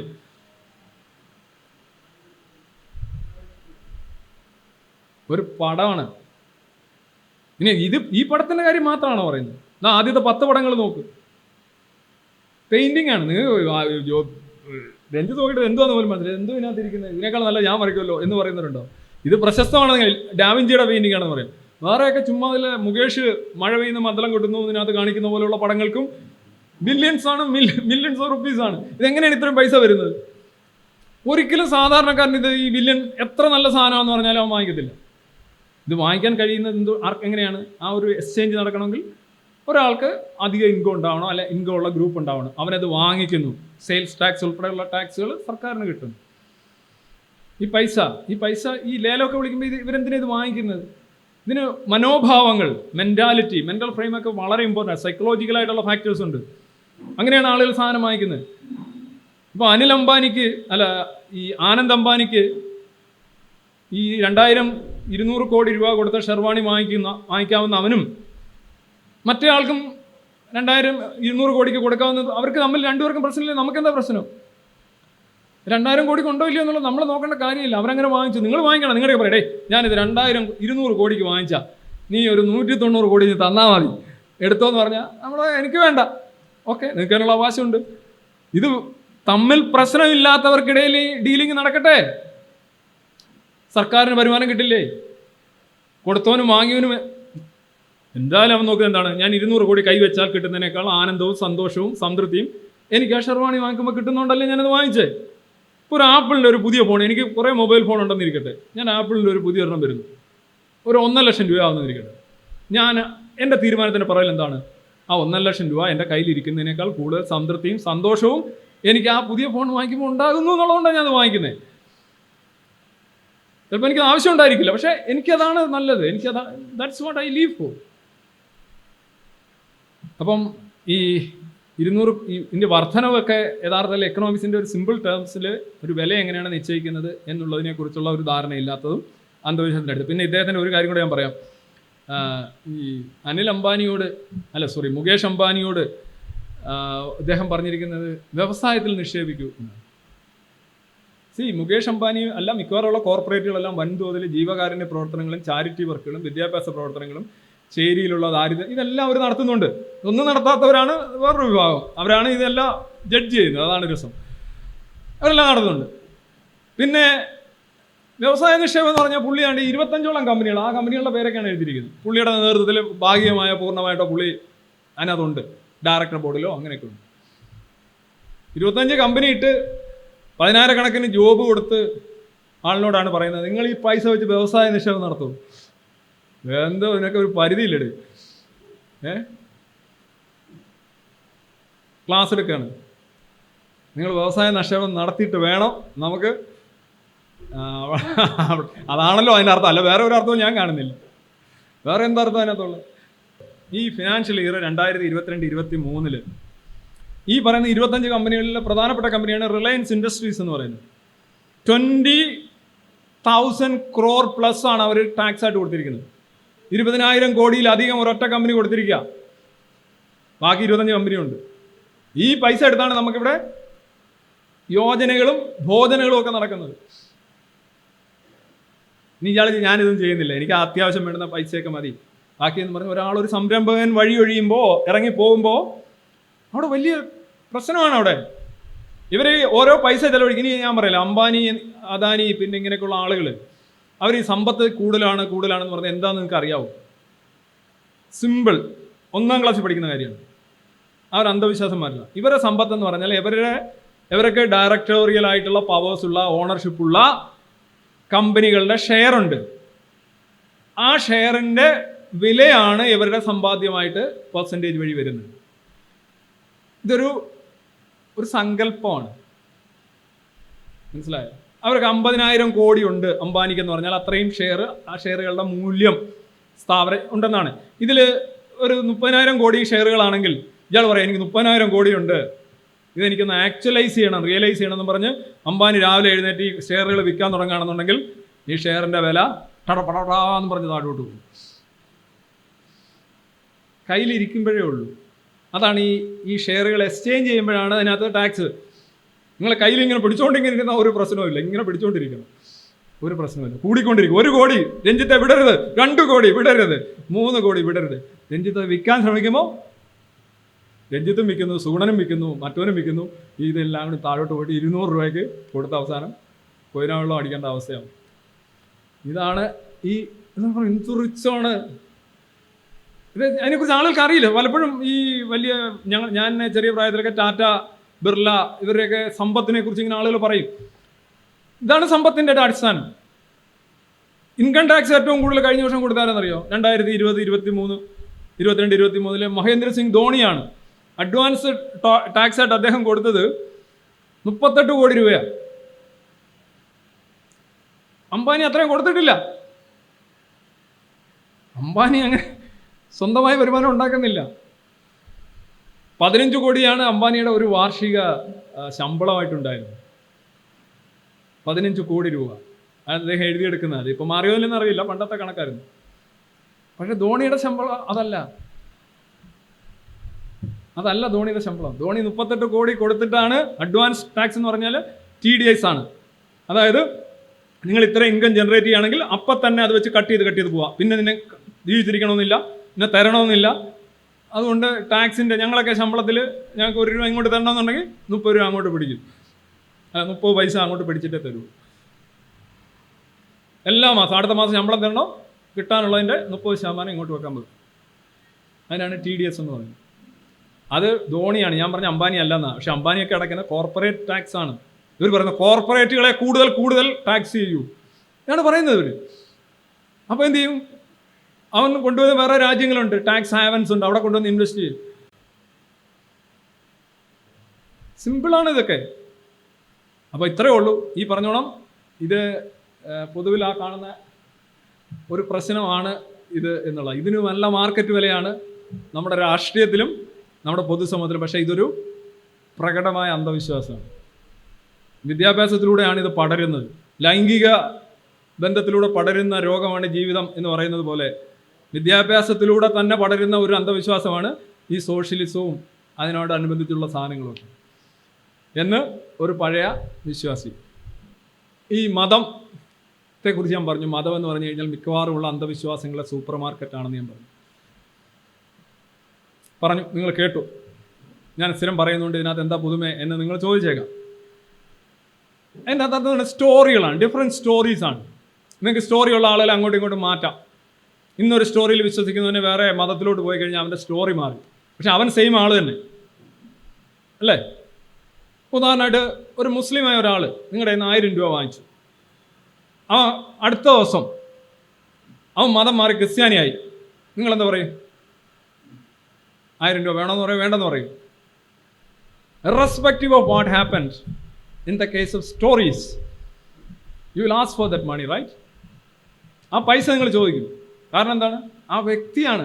നിങ്ങൾ ഈ പറഞ്ഞ അവൻ ഏത് അമർചിത്രകഥയാണോ വായിക്കുന്നത്, ബാലരമയാണോ അല്ലെങ്കിൽ ബാലയുഗമാണോ എന്ന് നോക്കിയല്ല. അതാണ് ഈ സോഫ്റ്റ്വെയർ എന്ന് പറഞ്ഞ സാധനം. ഇത് മാറിക്കൊണ്ടിരിക്കും. ചില അത് തന്നെ കിടക്കും, ചില ഇത് മാറും. അപ്പോൾ വ്യക്തി എന്നുള്ളതാണ് പ്രധാനം എന്നാണ് എൻ്റെ പറഞ്ഞതിൻ്റെ അർത്ഥം. ജാതിയുടെ അടിസ്ഥാനം എന്താണ്? ജാതിയുടെ അടിസ്ഥാനം അത് തന്നെ. ജാതി ഒരു അന്ധവിശ്വാസമാണ്. അത് വിദ്യാഭ്യാസത്തിലൂടെ പടരുന്നതാണെന്ന് ചോദിച്ചാൽ വിദ്യാഭ്യാസത്തിലൂടെ സ്ഥിരീകരിക്കുകയും പടർത്തുകയും ചെയ്യുന്നൊരു അന്ധവിശ്വാസമാണ്. ജാതി എഴുതാനുള്ള കോളങ്ങളുണ്ട്, ജാതിക്ക് അനുസരിച്ച് ആനുകൂല്യങ്ങളുണ്ട്, ജാതി അനുസരിച്ച് സ്വീകരണങ്ങളും നിരാകരണങ്ങളും ഉണ്ട്. അപ്പോൾ പിന്നെ ആ വിദ്യാഭ്യാസം ജാതി എന്നുള്ള അന്ധവിശ്വാസത്തെ പോഷിപ്പിക്കുകയുള്ളൂ. എന്താണ് ഈ ജാതിയുടെ അടിസ്ഥാനം? അത് പറഞ്ഞുണ്ടാക്കണം. പറഞ്ഞുണ്ടാക്കുന്ന ഒരു സാധനമാണ്. നിങ്ങൾ പലപ്പോഴും ചോദിക്കുക, അച്ഛ അല്ലെ അപ്പൂപ്പ അല്ലെ ബാപ്പ, എൻ്റെ ജാതി ഏതാ, ഇവിടെ എനിക്ക് എഴുതണം എന്ന് ചോദിക്കുന്ന പിള്ളേരെ നിങ്ങൾ കണ്ടിട്ടുണ്ടോ? ഞാൻ കണ്ടിട്ടുണ്ട്. എന്തോ എഴുതണം ജാതി കോളത്തിലെന്ന് അവനറിയില്ല. അവനോട് പറയണം, നീ ഈ ജാതിയാണ്, ഈ ജാതിക്കാരെ ആ ജാതിക്കാർ പണ്ടിട്ട് ഉരുട്ടിയിട്ടുണ്ട്. ഇതൊക്കെയാണ് തിയറീസ്. അതായത് പറഞ്ഞുണ്ടാക്കുന്ന സാധനമാണ് ജാതി. പറയാൻ ആളില്ലെങ്കിൽ, സൂചിപ്പിക്കാൻ ആളില്ലെങ്കിൽ, സൈറ്റ് ചെയ്യാനും കോട്ട് ചെയ്യാനും ആളില്ലെന്നുണ്ടെങ്കിൽ ആളുകൾ മറക്കാൻ സാധ്യതയുള്ള ഒരു അന്ധവിശ്വാസം. എങ്ങനെ ഈ KSEB ലൈനിലെ ലൈറ്റുകൾ സ്ഥാപിച്ചപ്പോൾ തെരുവോര യക്ഷികൾ എങ്ങനെയാണോ അപ്രത്യക്ഷമായത്, അതുപോലെ ബാക്കി യക്ഷികളൊക്കെ ഉണ്ട് കേട്ടോ ഇൻസൈഡ്. ഇവിടുത്തെ യക്ഷികൾ പോയിട്ട് അവിടെ യഥാർത്ഥ ഗുണ്ടകൾ മാറി എന്നുള്ളതേ ഉള്ളൂ.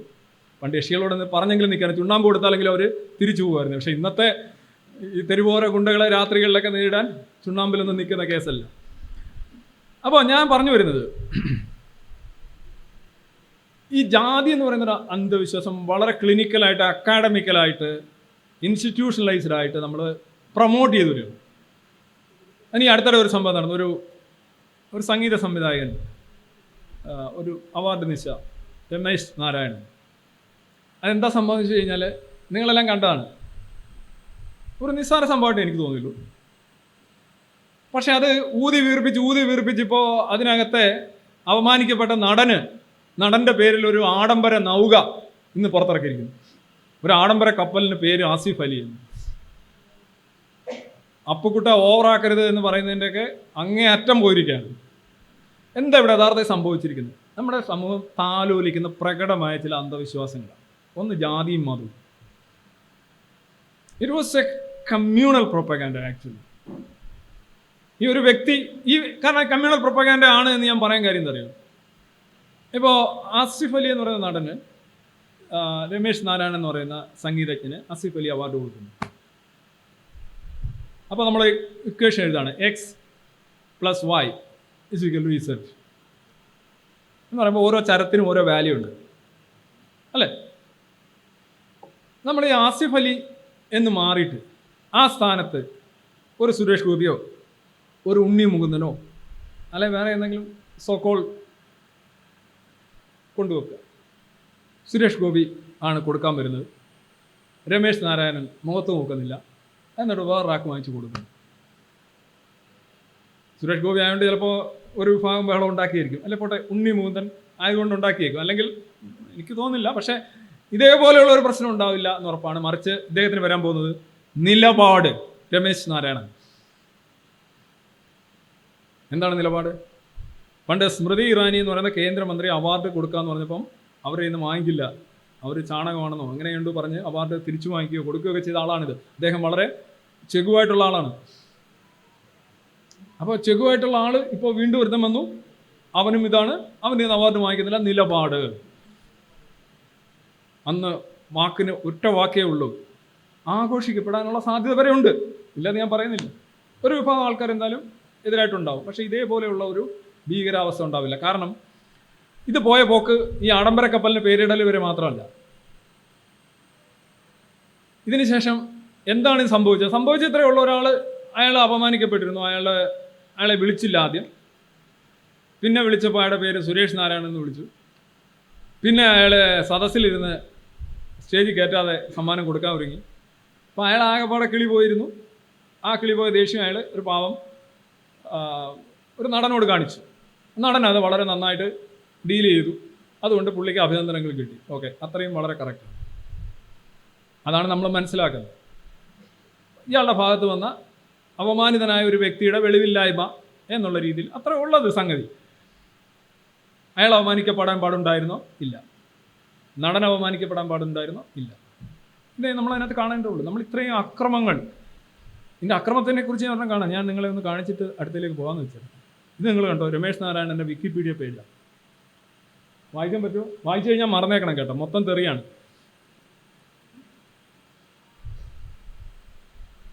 എന്താണ് അയാൾ ചെയ്തത്? ഇത് ഈ വിക്കിപീഡിയ അല്ലെ എഡിറ്റർമാരോട് ഇദ്ദേഹം ഇത്രമാത്രം കാര്യങ്ങൾ ചെയ്തിട്ടുണ്ടോ? 2014 മുതലേ അദ്ദേഹം മെയിൻറ്റെയിൻ ചെയ്യുന്ന വിക്കിപീഡിയ പേജാണിത്. ഇത് ഇവരെ നേരിട്ട് ബാധിക്കുന്ന കാര്യമൊന്നുമല്ല.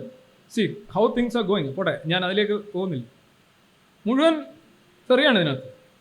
ഇനി ഇതെന്താണ് അവിടെ നടന്ന പ്രശ്നം എന്നുള്ളതിനെക്കുറിച്ച് നമ്മുടെ ജാതി അധിഷ്ഠിത മത അധിഷ്ഠിത വ്യാഖ്യാനങ്ങൾ വരുന്നു.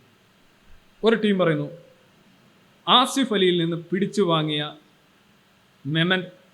മൊമൻറ്റോ പോട്ടെ മെമൻറ്റോയുടെ പേര് ബ്രാഹ്മണ്യം. അതാണ് പിടിച്ചു വാങ്ങിയത്, ബ്രാഹ്മണ്യം. അത് പറഞ്ഞ് എഴുതി തള്ളുകയാണ്. ശതകം ഗജം ഭുജം എന്നൊക്കെ പറഞ്ഞ സാധനം ഉണ്ടല്ലേ, നമ്മളെ തറി അടിക്കുന്നുണ്ട്, അടിച്ചു തള്ളുകയാണ്, ഇറക്കാണ്. ഈ ബ്രാഹ്മണ്യം കാരണമാണ് ഇതാണ് പ്രശ്നം എന്ന് പറഞ്ഞാൽ എന്താ ഉദ്ദേശിക്കുന്നത് അറിയോ? ഹിന്ദുസ്ഥാനി സംഗീതമാണ്, മറ്റേ ഇയാൾ ഒരു നടനാണ്. ആ നടൻ മറ്റേത് ബ്രാഹ്മണ്യം എന്ന് പറഞ്ഞാൽ ബ്രാഹ്മണർക്ക് മാത്രമല്ല എല്ലാ ജാതികൾക്കും ഉണ്ട് എന്ന് പറയുമ്പോൾ വേറെ ചില ജാതികളോട് അവിടെ മുന്നിൽ കാണുന്നുണ്ട്. അപ്പോൾ അങ്ങനെ കുറേ ജാതികൾക്കുണ്ട്, ഇങ്ങനെ കുറേ ജാതികൾക്കുണ്ട്. അടിച്ചങ്ങ് പതപ്പിക്കുകയാണ്. അതിൻ്റെ പേരാണ് ബ്രാഹ്മണ്യം. അതിൻ്റെ ഒരു ട്രോളാണ് ഞാൻ കാണിച്ചിട്ടുള്ളത്. അതിൻ്റെ പേര്